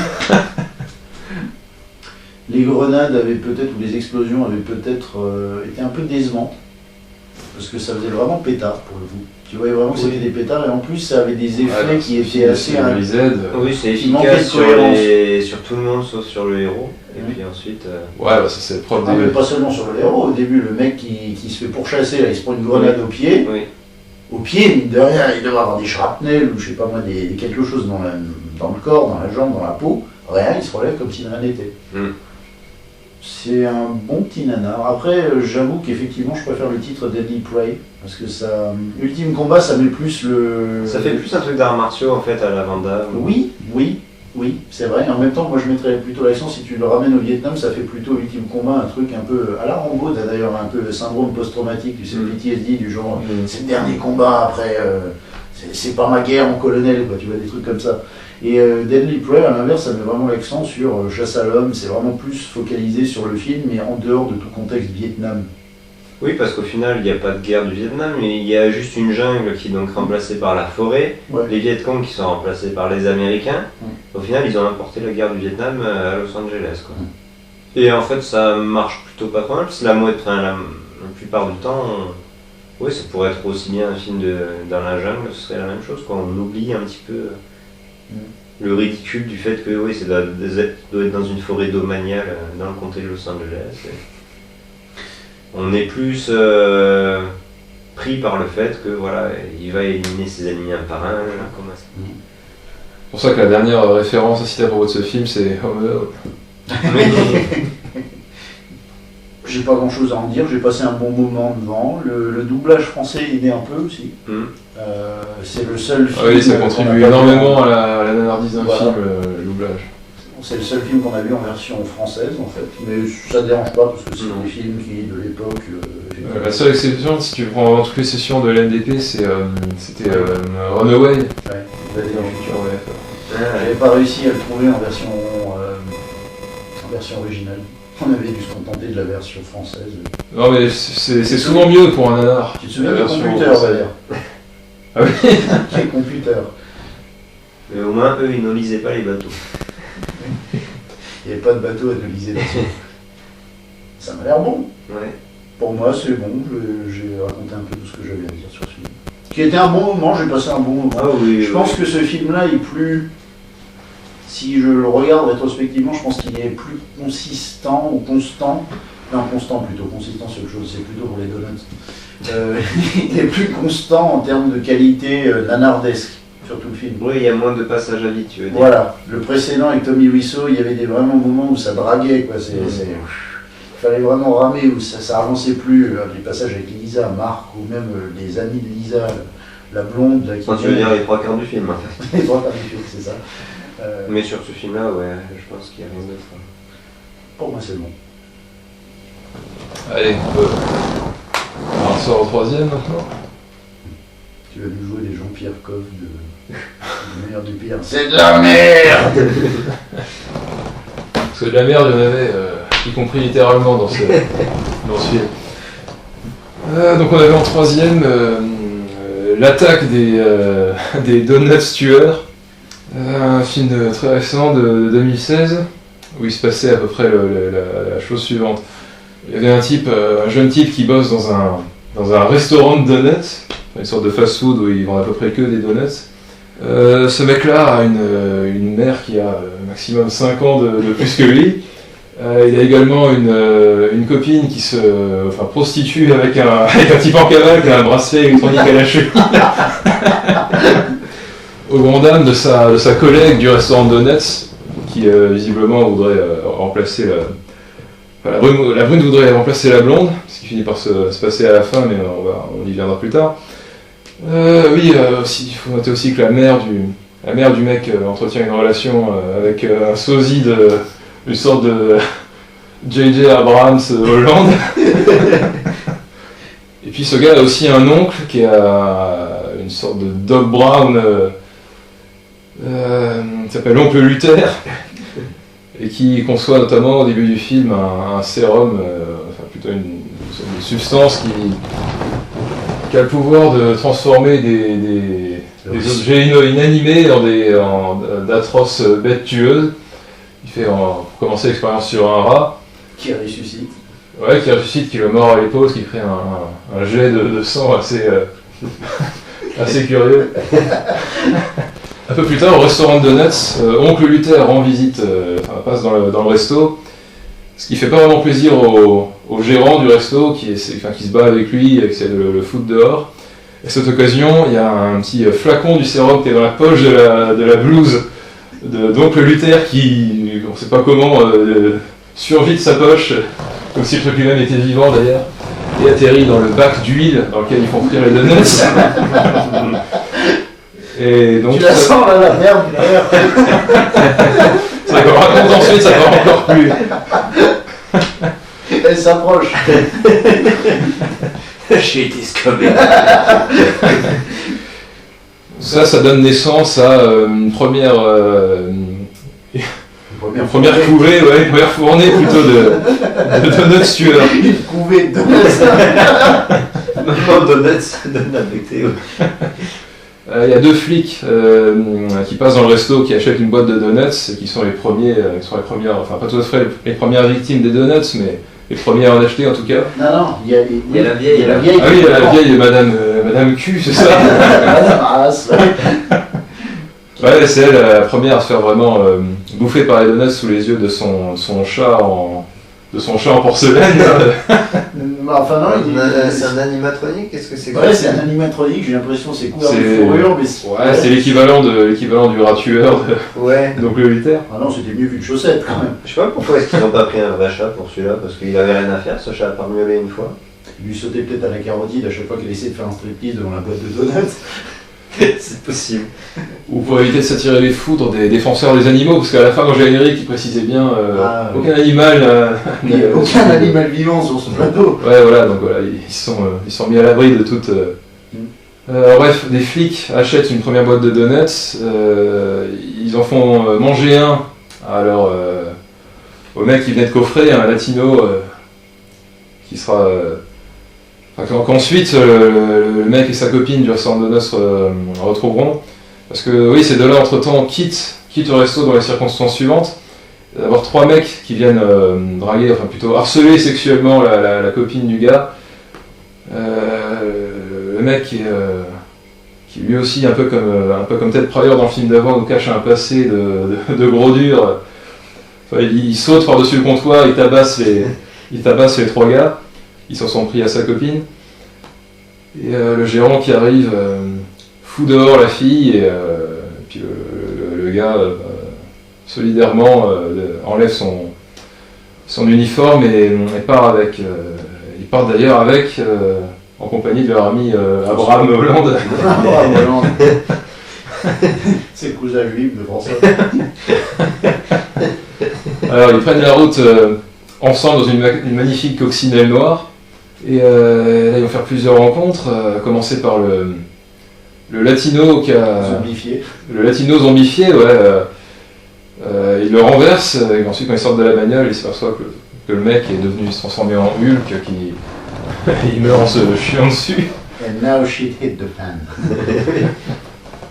Ils continuent leur chemin jusqu'à arriver... qui est-ce qu'ils rencontrent ensuite Bon, on voit la copine blonde du mec et puis le macro auprès de qui elle se prostitue et qui sont tués par les donuts. Ensuite, ils arrivent à la maison de Madame Haas. Ils rentrent dedans en aidant la fille à s'infiltrer dedans. Même s'ils s'aperçoivent assez bêtement ensuite que la porte était ouverte depuis le début. Et le pauvre Abraham Holland qui se prend quoi, un marteau et une brique dans la gueule. La brique, il a failli se la prendre. Ah ouais. Le baseball, le marteau et la brique, il allait la lancer. Voilà, et puis dans la maison de Madame Haas, il y a une énorme baston contre une bande de donuts tueurs. Ils en tuent un en foutant dans le micro-ondes, il y en a un autre, ils arrivent à l'enfermer dans le congélateur. Plusieurs autres, ils se battent et les coupent avec un couteau de cuisine tout en se protégeant avec une poêle en guise de bouclier. Et si je me souviens bien aussi, les deux flics arrivent et arrêtent le mec et son pote. Et la fille aussi. Et la fille, oui, qui était suspendue, accrochée à la fenêtre et qui se lâche. Bon, ils font tomber un mannequin à sa place, heureusement, parce que... Elle s'est juste légèrement froissé les lombaires, je sais pas pourquoi. Chuter d'un étage sur le dos directement, sur le béton, et tout va bien. De 4 ou 5 mètres. Ouais. Ensuite, le mec, son pote et sa copine repartent dans leur coccinelle et se demandent d'où peuvent bien venir ces donuts tueurs, parce que c'est quand même assez intriguant, donc ça peut sortir des trucs pareils. Mais ils ont une intuition géniale, ils comprennent tout de suite que ça peut que être lié à l'oncle Luther et à ses expériences mystérieuses dans son garage. Ils retournent donc voir l'oncle Luther, qui aussitôt, en 2 coups de cuillère à peau, développe un sérum censé rendre inoffensif les donuts tueurs. Ah, il retransforme quand même Alors, c'est fantastique, il a un sérum qui est censé faire revenir à la vie des rats morts. Il ressuscite le rat, et quand il injecte le sérum qui est censé être l'antidote au rat, il transforme le rat. Alors non seulement le rat redevient normal, mais ça devient une souris. Oui. Ouais, c'est vrai. Donc armé du sérum, il retourne sur les lieux du crime, enfin là où tout a commencé, dans le restaurant de Donuts. Ouais. Et ils rentrent, ils prennent leur courage à deux mains, ils rentrent dans le restaurant, armés. Alors le mec avait une raquette de tennis, sa copine avait un club de hockey, et puis Doc Luther et Abraham Holland avaient tous les deux un fusil. Non, il avait une lance avec un seringue, une seringue. Ah ouais, une seringue. C'est Abraham Holland qui avait un pistolet à eau. Ouais, un flingue à eau avec du sérum dedans. Ils rentrent dans le restaurant de donuts, ils font ce qu'ils peuvent en essayant d'injecter du sérum à un maximum, ils en explosent quelques autres, et les flics qui arrivent entre-temps descendent quelques donuts. Mais bon, ils s'aperçoivent que tout ça suffit pas, le mec et sa copine se barricadent dans l'arrière-cuisine du resto. Et puis là, le gars a quelques états d'âme, mais il se rend compte que sa copine tenait pas beaucoup à lui, que c'était plus une pute qu'autre chose.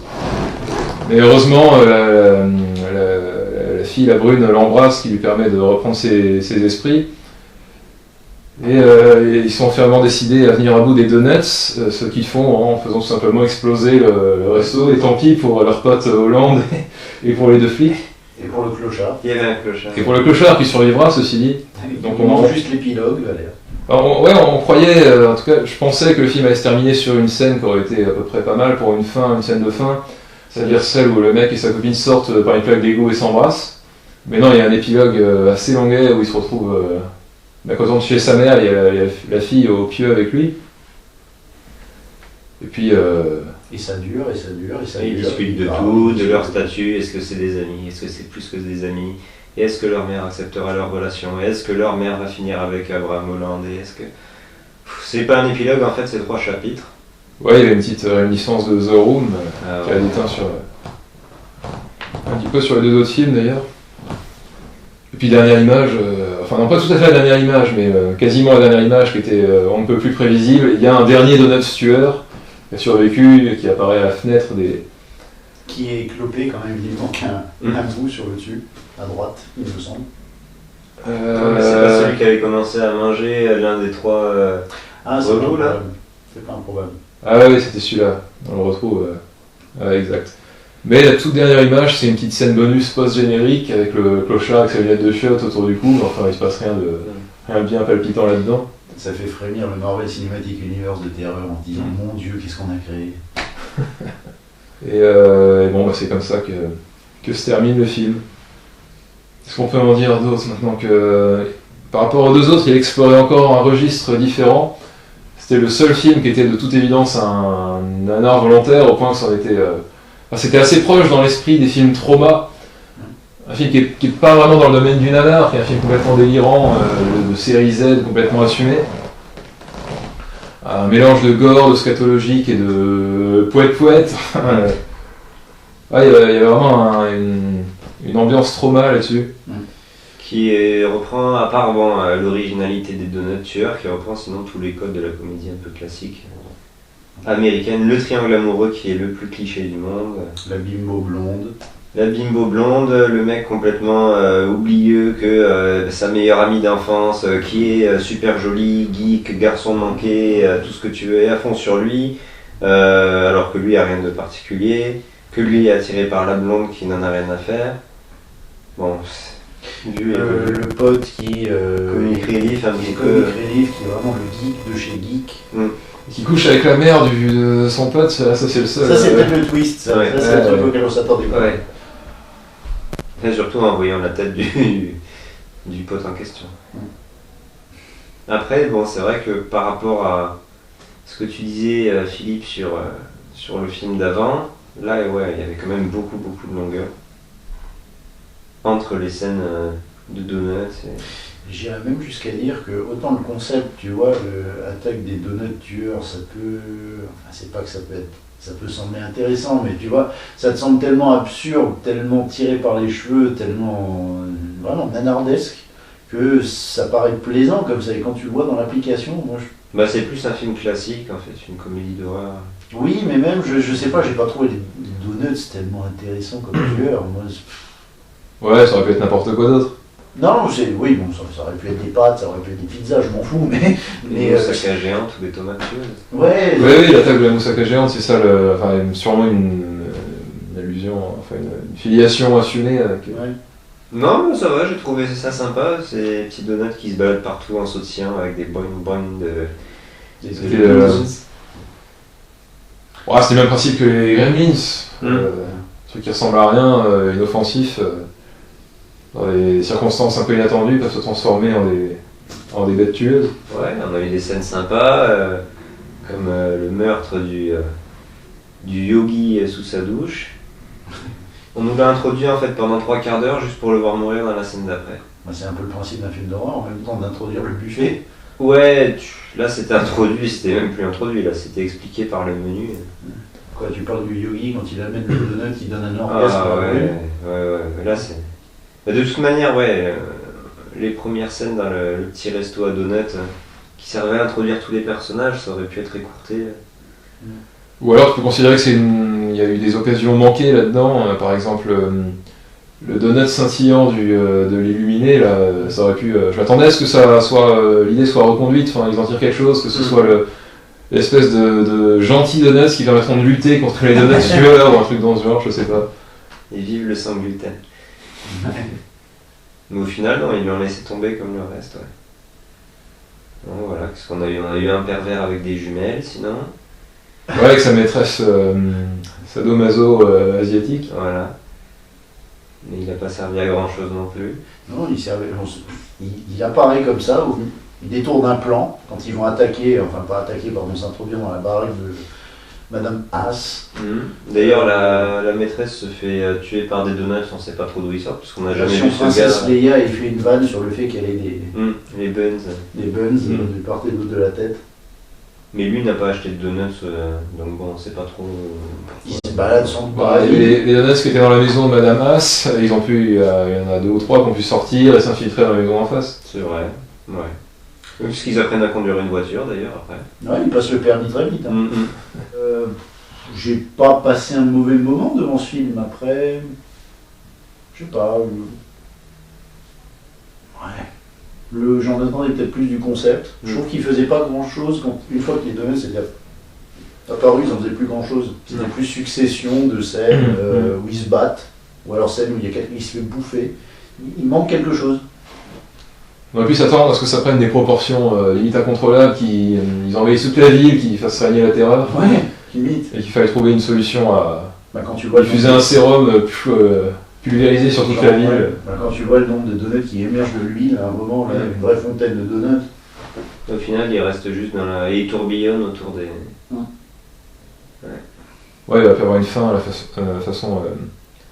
Dans le premier The Amazing Spider-Man, où l'homme lézard, là, il veut transformer tout le monde en lézard en diffusant un gaz dans toute la ville. Tu pourrais dire aussi Batman Begins, ouais, tu peux... Ouais, bon, c'est un ressort vachement...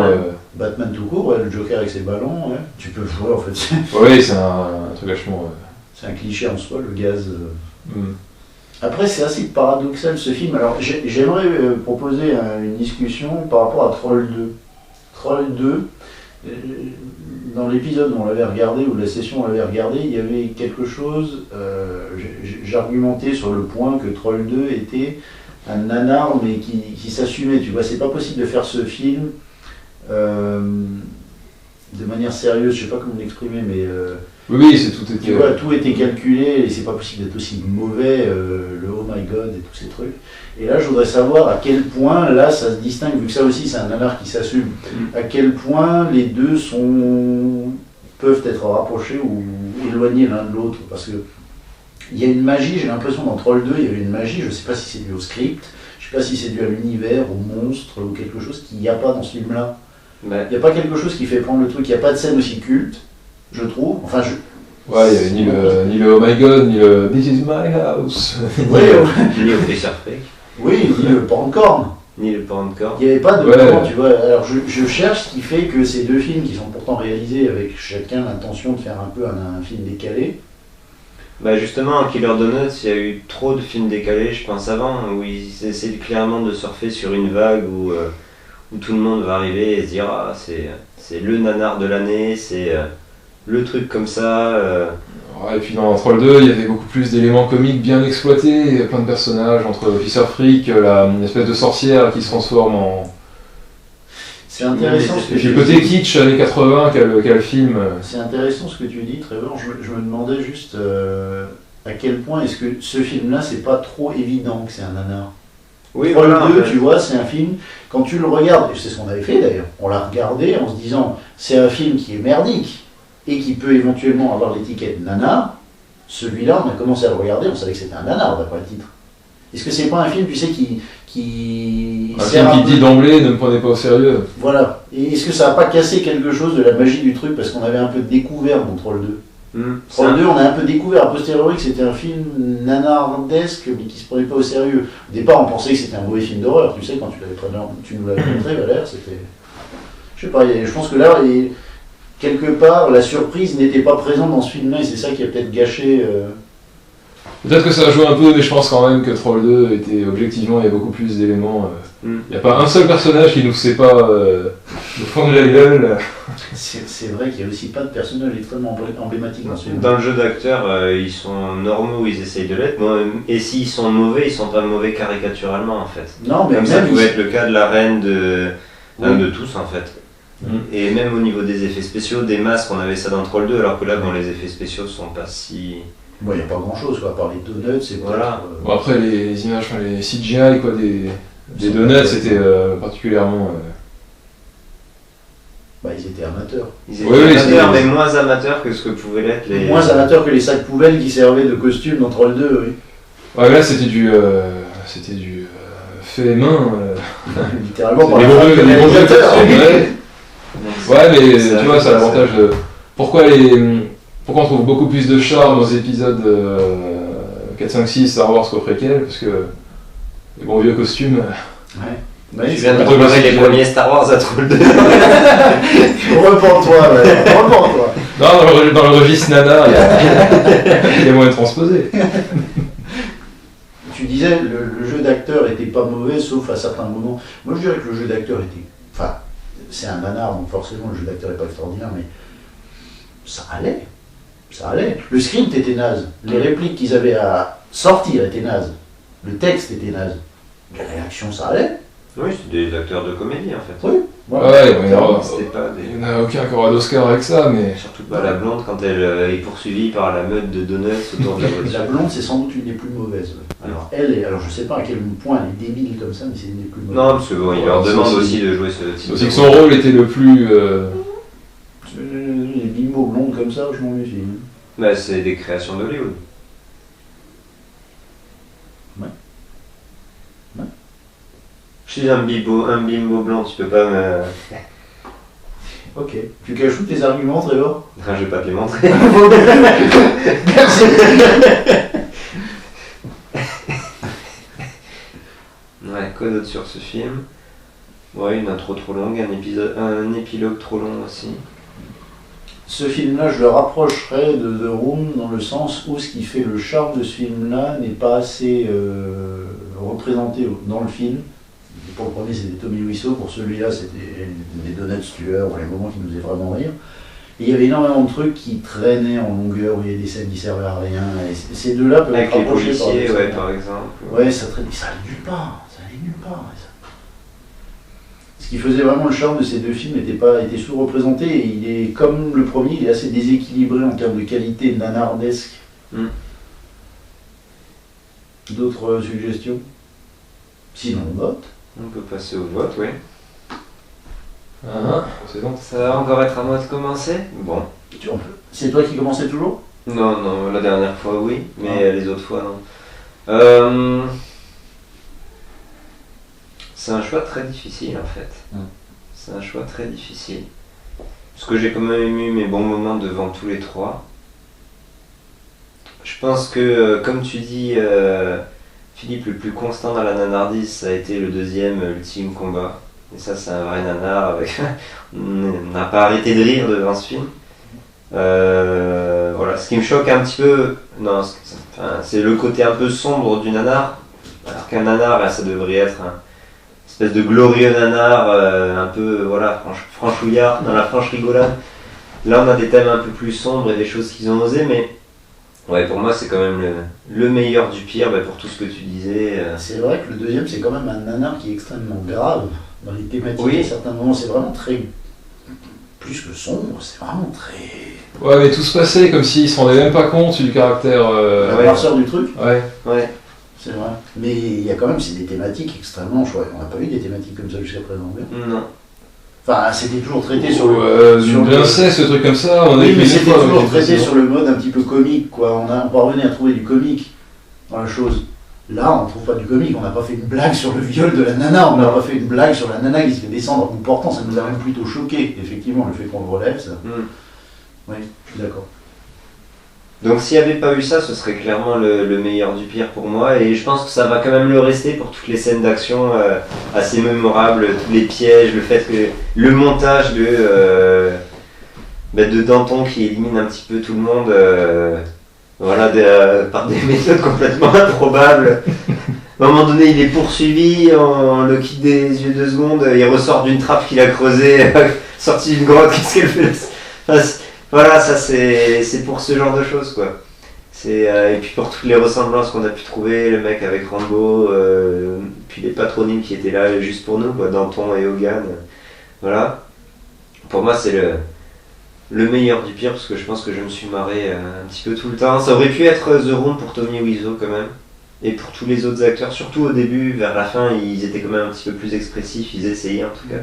Au début, c'était plat de chez plat, et rien que pour ça... On va dire qu'à la fin du film, il y avait un peu d'émotion. Voilà, c'était un film méritant, avec un sujet grave aussi, du suicide. Ouais, ça se termine sur le suicide du protagoniste. Oui, mais à la différence du second, là, on se marrait quand on se suicidait. C'est fait avec tellement d'amateurisme, c'est fait au ralenti, en slow-mo, c'est mal cadré en plus, parce que tu le vois chuter hors cadre, tu vois que la moitié de son corps, c'est tellement... mauvais, c'est tellement mauvais. Le suicide est tellement nul, et puis c'est surtout les personnages qui arrivent ensuite. Dans le deuxième film, dans Ultime Combat, t'as pas le père t'as pas Cameron Mitchell qui vient voir la blonde et qui lui dit un truc genre quand le type s'est suicidé, wake up, quoi. Ouais. Tu vois, t'as pas un truc tellement décalé que ça crée de l'humour. C'est uniquement, c'est froid, voilà, c'est ça, c'est la froideur du truc dans le deux.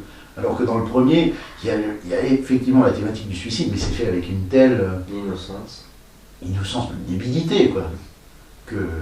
Bah, ça en devient presque hilarant, ouais, mais... Oui, bah, je crois que c'est un des moments où on a le plus ri, d'ailleurs. Bah oui, mais donc du coup, j'hésite fortement entre ces deux-là. L'un pour les rires un peu involontaires, et puis... Mais je vais quand même retenir Ultime Combat comme mon meilleur du pire. Alors, par élimination... Ouais, Killer Donuts, mais qui était pas si mal que ça non plus. C'est vraiment par élimination parce qu'il en faut un. Mais j'ai quand même passé un bon moment devant, c'est juste qu'il y avait trop de longueur, un épilogue trop long. Et au final, c'était peut-être un nanar qui nous disait peut-être un peu trop « regardez, on est un nanar, on a un super concept, essayez de rire » et puis voilà, et qui au final, bon, à part les donuts, se rapprochait plus d'une teen comédie classique, avec ses personnages un peu stéréotypés, voilà. Mais après, c'était pas non plus... Non, j'ai pas passé un mauvais moment et je me suis pas ennuyé devant non plus. Ce serait plus un pire du pire par élimination par rapport aux deux autres. Par défaut. Ouais, voilà. Bon, ben, moi je vais commencer justement par le pire du pire plutôt que le meilleur, parce que le meilleur pour moi c'est évident. Le pire du pire, je vais reprendre ce que tu disais, c'est très intéressant. Tu disais, ce film-là, il est un peu trop évident. Enfin, c'est un argument qu'on a développé précédemment, mais il est trop dans le « regardez, on est un nanar, amusez-vous ». L'attaque de Killer Donuts, c'est trop flagrant, c'est trop on the nose, c'est trop... Ils en font trop. A l'inverse, on a un autre... Ça, c'est le type de nanar, c'est le nanar qui s'assume, qui essaye de se vendre comme tel. Et de l'autre côté, de l'autre pendant, on a The Room, de Tommy Wiseau, qui se veut, à la base, un film extrêmement sérieux, et qui hérite du fait de son caractère un peu décalé, enfin même plus que décalé, totalement décalé, de son jeu d'acteur, du script rédigé par un gamin de maternelle, qui hérite d'un statut de nanar, mais est-ce que c'est pas mieux d'avoir un film qui hérite d'un statut de nanar un peu, comme tu disais, non pas par défaut, mais presque par accident, quoi. En gros, c'est un peu l'alchimie du nanar. On cherchait toujours la théorie du nanar, mais l'alchimie du nanar, c'est un peu, tu as réussi à faire un... C'est à ton insu presque. Tu fais une merde à ton insu. Tommy Wiseau, c'est un peu le Uwe Boll de la session. Il s'imaginait faire un excellent film. Et au final, il s'est retrouvé à faire une merde. Et ensuite, il a remarqué comme merde. Et entre les deux, moi, je préférais toujours le film qui se veut sérieux et qui aboutit au statut de merde, de nanar. Parce qu'il y a une espèce de spontanéité de la chose qui... tu peux pas le calculer, ça. Ça, pour moi, c'est trop calculé, c'est trop marketé, c'est trop réfléchi, Nanar. Rien que la scène où ils sont en train de parler des caractéristiques du donut, alors Voilà. est-ce qu'on doit l'injecter ou juste le saupoudrer pour le sérum? Est-ce que les donuts ont un flux sanguin ou est-ce qu'on met ça dans la... T'as presque l'impression que tu voyais le gars qui était responsable du scénario ou le réalisateur, ils étaient dans une salle en disant attends, il faut qu'on ait cette scène-là, il faut qu'on ait cette scène-là, comme si tout était marketé, comme si On c'était une surfe sur la chaîne. vague nanar et on le manufacture Voilà. à la précision. C'est presque de la production industrielle du nanar. Ouais. Alors que l'autre, il y avait littéralement un côté artificiel fait par une équipe de 20 personnes. Mais c'était la beauté du truc, c'est que c'était un peu cette spontanéité ou le fait que le degré de nanardise venait un peu tomber du ciel sur un film qui était censé être très sérieux. Pour moi, le pire, ça serait celui-là, je te rejoins totalement, ça serait Attack of the Killer Donuts. Non pas que j'ai passé un mauvais moment dessus, en regardant ce film, c'est un peu, je dirais moins que c'est le plus mauvais par défaut. Je suis assez d'accord sur toi, il n'y a pas vraiment de très mauvais films aujourd'hui, ou de films qui pourraient être rapprochés d'un film de série B. Il n'y a que des nanars aujourd'hui. C'est bien d'ailleurs, c'est ce que je voulais. Je voudrais une session, on n'est que des nanars pour une fois. Pas de film qui pourrait être un pseudo-film de série B, tu sais, qui se rapprochait plus d'un film passable de qualité. Enfin, d'une qualité relative. À la Time Cop. À la Time Cop, voilà. Qu'est-ce qu'on avait d'autre? Même Breaker, qui au fond était un nanar, mais c'était un beau film. C'est un film que tu pourrais trouver, comme tu disais, sur TV6 ou je sais pas moi, Énergie 12, tu sais, ce genre de truc, quoi. Un film de série B, C, D, mais qui se regarde. Le genre de film qui pourrait passer pour les gens qui regardent Les Anges de la télé-réalité ou que sais-je. Moi, ce film-là, alors, après, si je prends froidement The Room et Attack of the Killer Donuts, les deux sont déséquilibrés en termes de qualité. C'est-à-dire qu'il y a des longs passages où ça traîne, où ça tire et où on se fait chier. Mais les passages qui sont drôles de ce film-là sont moins forts que les passages qui sont drôles de The Room. On se marre plus dans The Room que dans celui-là. Celui-là, c'est ce que vous me disiez la dernière fois au sujet de est-ce que tu peux vraiment qualifier c'était quoi le film que j'avais eu, Best of the Worst, le meilleur du pire la dernière fois, je me rappelle. Concorde, voilà. Est-ce que c'est le film qui t'a fait rire ou est-ce que c'est ce que tu projettes sur le film? Nous, Abraham Hollande, on l'a trouvé. Le fait que ça soit une cougar, qu'il soit Brigitte Macron avec François Hollande, on l'a trouvé. Tu vois, tous ces trucs qu'on a apportés au film. Intrinsèquement, il n'a rien rajouté. Tommy Wiseau, à l'inverse, lui, on n'avait rien à lui rajouter, il avait assez avec lui. Hein. En même temps, tu as lu Concorde parce que tu y avais rajouté des choses et maintenant tu lis pas celui-là parce que tu y as rajouté des choses. C'est vrai, je suis aussi, je manque de constance dans mes propres argumentations. Mais toujours est-il que pour cette session-là, je sais pas, celui-là je le sens moins. On va dire que c'est pas le plus mauvais qu'on ait eu depuis le début, loin s'en faut, mais c'est un peu par défaut que celui-là je le mets un peu en dessous de The Room, tu vois. Et vous aurez tous compris, je pense que pour moi le meilleur c'est le tien, Valère. Ultime Combat. Pour moi il est pas génial, c'est peut-être pas le meilleur film qu'on ait eu jusqu'à présent parce que je pense qu'on avait quelque chose qui avait déjà été au-dessus. Troll 2. Tu vois, Troll 2 par exemple, tu vois. Troll 2 ne sera jamais détrôné. En niveau de nanardise. Au niveau de nanardise, je pense. Parce que je me souviens dans la session LMDP 2, Troll 2 c'est celui que tu avais dessiné comme Worst of the Worst. Ouais. Oui, parce qu'à l'époque, attends. Ouais, mais à l'époque c'était différent. Là, c'était un nanar. C'était très paradoxal, ça. C'était un nanar qui avait été marketé comme une parodie du premier Troll et qui au final avait été marketé comme Troll 2, qui était une suite. Enfin, c'est un peu trop envers les chicotés. Je trouvais qu'ils en faisaient trop, que c'était évident qu'ils voulaient faire un nanar. Ouais, bah là justement, tu vois. C'était forcé. Et que... Là, j'ai revu mon avis finalement. Vous m'avez peut-être convaincu, j'en sais rien. A posteriori, j'ai peut-être réfléchi. C'est peut-être le montage de l'épisode 2 qui m'a fait changer, j'en sais rien. Les deux autres films étant le Uwe Boll et le premier Turkish Star Wars 2. Turkish Star Wars 2.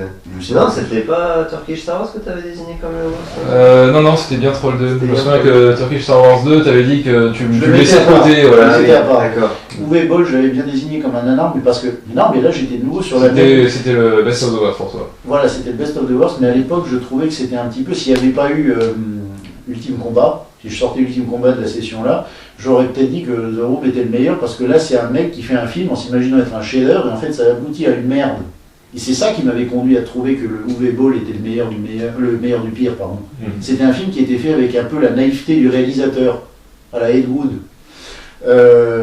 De fait, The Room, il est au milieu, je sais pas trop, mais Tommy Wiseau, pour moi, il m'a pas déçu. Il est pas assez présent dans le film, à mon goût, mais il m'a pas déçu. Le reste du film m'a beaucoup déçu, mais Tommy Wiseau pas. Moi, Ultime Combat, pour moi, c'est le meilleur du pire, parce que il est constant. Il est parfaitement équilibré, il est bien balancé. Il y a de la nanardise dès le début, il y en a bien au milieu, il y a Cameron Mitchell, il y en a bien à la fin. Alors, le coup du bras, c'est le summum.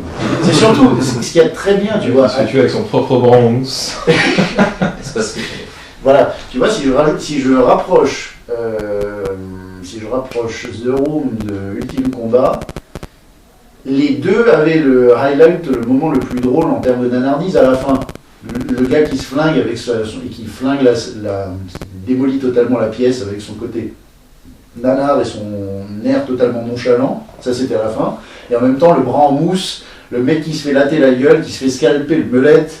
Ensuite, Hulk Hogan à la fin qui se fait dessaper parce que enfin, ça arrivait vraiment à la fin. Les gros moments qui nous ont bien fait rire, ça arrivait à la fin dans les deux films. Mais Ultime Combat était plus équilibré tout du long.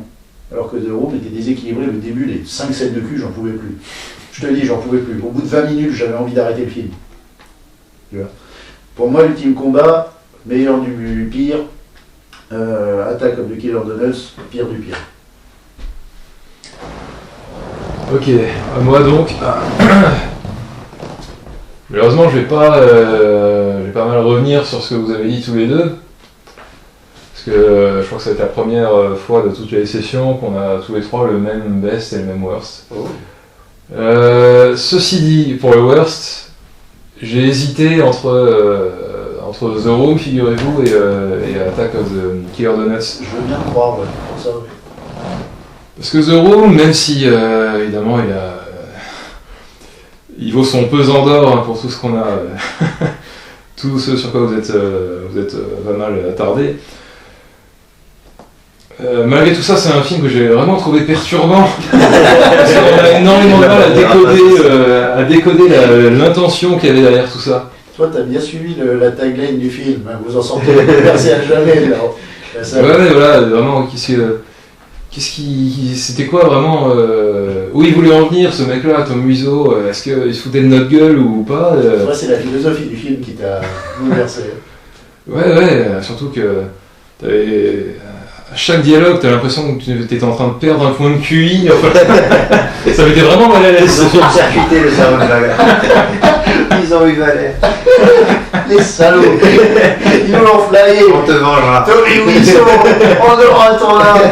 Non mais heureusement les deux films d'après m'ont bien revigoré donc...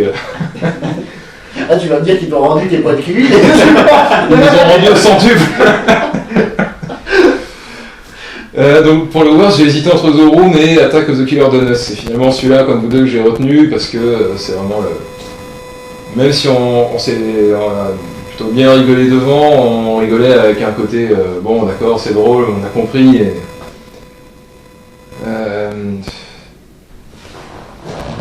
C'est un film qui te demandait de te marrer devant.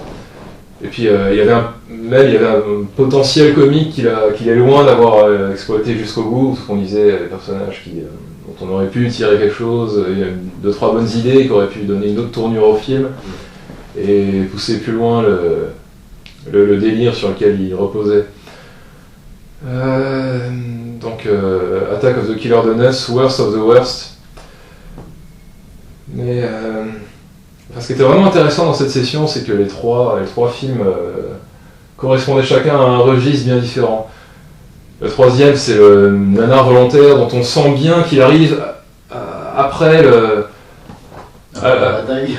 Ouais, alors qu'il y a déjà toute une communauté d'amateurs de nanar qui s'est développée, que c'est quelque chose de bien connu, et que c'est à partir de là que beaucoup de réalisateurs sont mis à faire des films.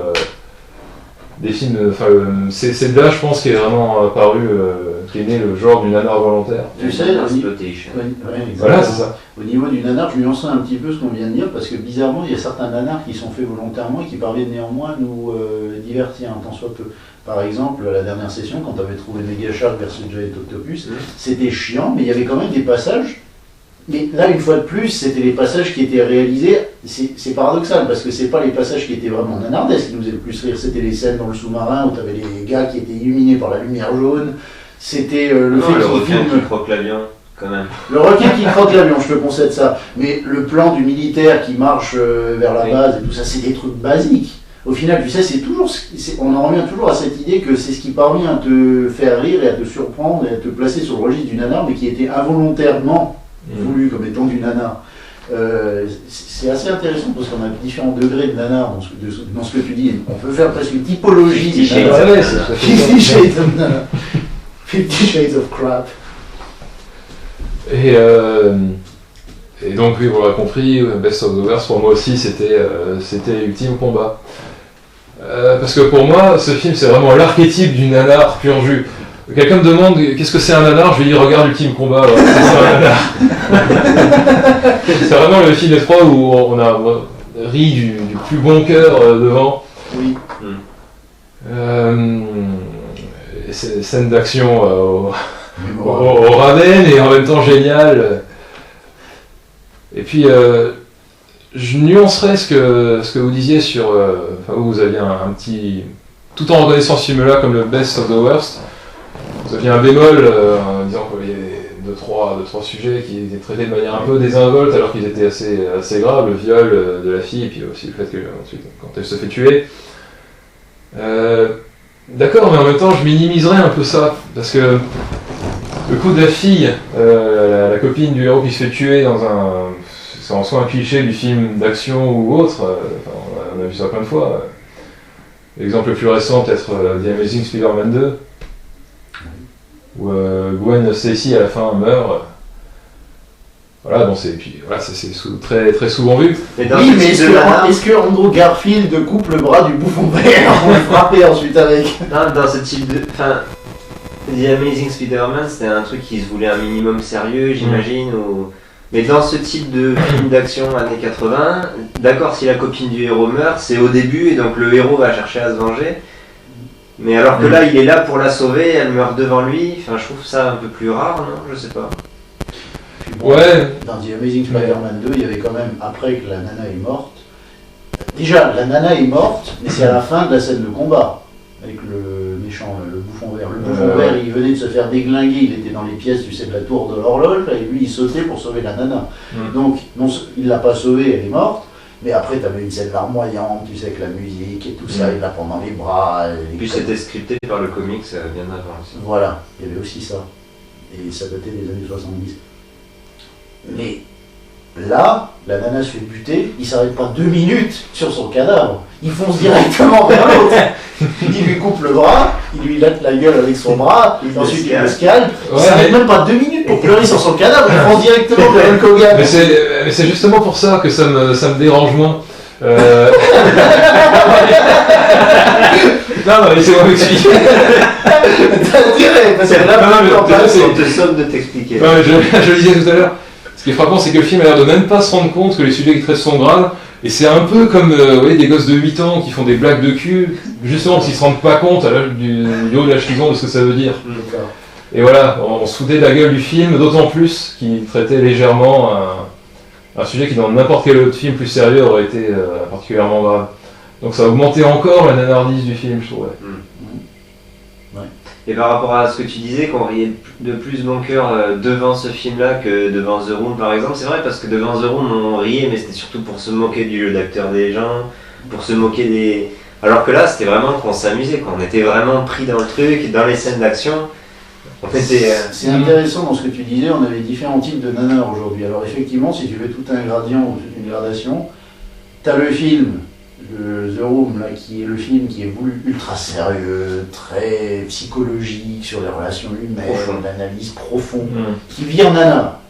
À l'inverse exact, à l'opposé exact à celui-là, qui se veut nanar. Il est marketé nanar, il est pensé nanar, il est industrialisé. Il est commercial. Il est commercial, à fond sur le cliché nanar. Et au milieu, tu as juste le film. Tu sais, il n'est pas voulu nanar, mais il n'est pas voulu trop sérieux non plus. Tu vois, il n'est pas prétentieux. Il n'est pas prétentieux, ils font juste les choses. Et c'est pour ça que je le rapproche aussi de Commando, parce que Commando, tu peux pas le classer comme un nanar. Il est tellement fantastique ce film. C'est un film de série B avec Schwarzenegger. Il est génial. Je regarde ce film de bon cœur, mais c'est même pas un nanar. C'est un bon film de merde à la Breaker. Ça rentre pas dans le nanar, mais c'est tellement fait, pas avec une innocence, une immédiateté. Tu vois, on se contente de poser sur la pellicule, à croire qu'ils n'ont pas réfléchi 2 minutes au script. Ils se sont pas dit, attends, est-ce qu'il y avait un sous-entendu freudien là, ou je sais pas trop quoi. Ça c'est Tommy Wiseau, où il se demandait à chaque fois. Il l'exprime avec des mots de gamin de 5 ans, mais il essayait de toucher à des sujets, soi-disant des relations humaines, le meilleur ami qui couche avec la femme, qui va se marier avec le type, et ça partait dans tous les sens. De l'autre côté, tu as ça qui est au degré zéro, et au milieu, tu as juste un film, je sais pas, c'est juste un film, point. Et il aboutit au statut de nanar parce que j'ai l'impression qu'ils ont passé un bon temps à faire ce film. C'est tout. C'est intéressant ça, et c'est assez drôle parce qu'on a pioché ces films au hasard quand même, on se les a attribués au hasard. Et mine de rien, on a fait le gradient d'un extrême, en passant par le centre, et en allant à l'autre. Alors qu'est-ce que ça dit sur nos caractères respectifs? Ah, ça me convient bien, parce qu'on dit que je suis trop sérieux, donc ouais. Donc moi, trop superficiel. Tu peux pleurer. Et moi, je suis le parfait équilibre. Ok, bon ben voilà, comme tu dis Valère, c'est la première fois qu'on a... Il y avait un consensus sur l'attribution du... Sur les deux d'ailleurs. Et c'est bien, tu vois, ça veut dire qu'après 3 périodes de rodage, on est parvenu à un parfait équilibre du nanar. C'était la session où on était super bien entraînés avant d'aborder ça. On est parvenu à l'illumination nanardesque. Le nanar philosophal. Flamel, si tu nous écoutes. Voilà. Bon. Mais du coup, les résultats. Le meilleur du pire. Ultime combat. Le pire du pire, l'attaque des donuts tueurs. Les critères pour la prochaine session.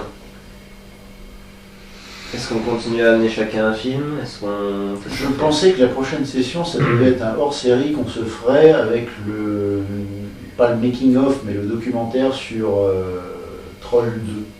Il y a un documentaire qui a été réalisé. Ouais. Il te l'a expliqué? Oui. Il y a un documentaire qui a été réalisé par Michael Stevenson, le pisseur. 20 ans après, je crois qu'il est sorti en 2009, de mémoire. Ouais. Qui s'appelle Best of the Worst Movie. Et c'est un... Best of the Worst Movie, ouais, le titre tout à fait approprié. Exactement. Best Worst Movie. Best Worst Movie. Best Worst Movie. Exactement. En fait, c'est pas un making-of vraiment, parce qu'il revient pas vraiment sur la production, il explique un petit peu ce qu'est Troll 2, quelles étaient les intentions, après il te montre à quel point c'est devenu un phénomène. Ouais, c'est plutôt sur le phénomène et le suivi culte. Ouais. Il pourrait faire la même chose sur The Room, d'ailleurs je crois que c'est en train d'être fait. Il faudrait que je vérifie, mais il me semble qu'il y a un truc qui s'appelle... T'en parlais tout à l'heure déjà. Sur The Room, il me semblait qu'il y avait un truc qui s'appelait... je sais pas, Fistful of Spoons ou un truc comme ça. Il faudrait vérifier un truc avec cuillère. Je blague pas, hein. Ça s'appelle vraiment comme ça. Parce que il y a aussi un truc qu'on n'a pas dit pour The Room, mais je crois il y a un trip assez bizarre. À chaque fois qu'il y a une diffusion ou une projection de ce film, les spectateurs se ramènent avec des cuillères et lancent des cuillères. Mais ça viendrait d'où? Je sais pas. Toujours est-il qu'il y a un documentaire qui s'appelle comme ça, Fistful of Spoons ou quelque chose comme ça, qui est en fait un making-of de The Room qui te montre des archives, des images du tournage et qui t'explique en même temps le phénomène que c'est devenu, qui éventuellement, s'il sort prochainement, parce que je crois qu'il n'est pas encore sorti, il est en tournage en ce moment, c'est un truc qui a été, tu sais, un projet qui a été kickstarté ou je sais pas trop quoi, un truc amateur, qui mériterait donc de... Ça pourrait être un truc qu'on peut faire, ça faire du genre... pas un débrief d'un débrief, mais faire des hors-séries, tu sais, du genre un film qu'on a vu précédemment, on regarde un making-of ou un truc qui permet d'éclairer de nouveaux pans qu'on aurait loupé la première fois qu'on a vu le film. Du genre... Ouais, pourquoi pas, faudra se trouver suffisamment de matière pour... Non, mais je ne proposais pas par exemple d'en faire 3, tu sais, parce que là ça serait pas Best of the Worst, ça serait plutôt juste regarder le documentaire pour éclairer précédemment, donc on regarderait juste 1h30 de film. Juste ça. Oui, d'accord. On discuterait éventuellement. Ça pourrait être intéressant. Ouais, carrément. Pour The Room, ça serait pareil, quoi. Plus tard, s'il sort, tu ferais un hors-série sur ça.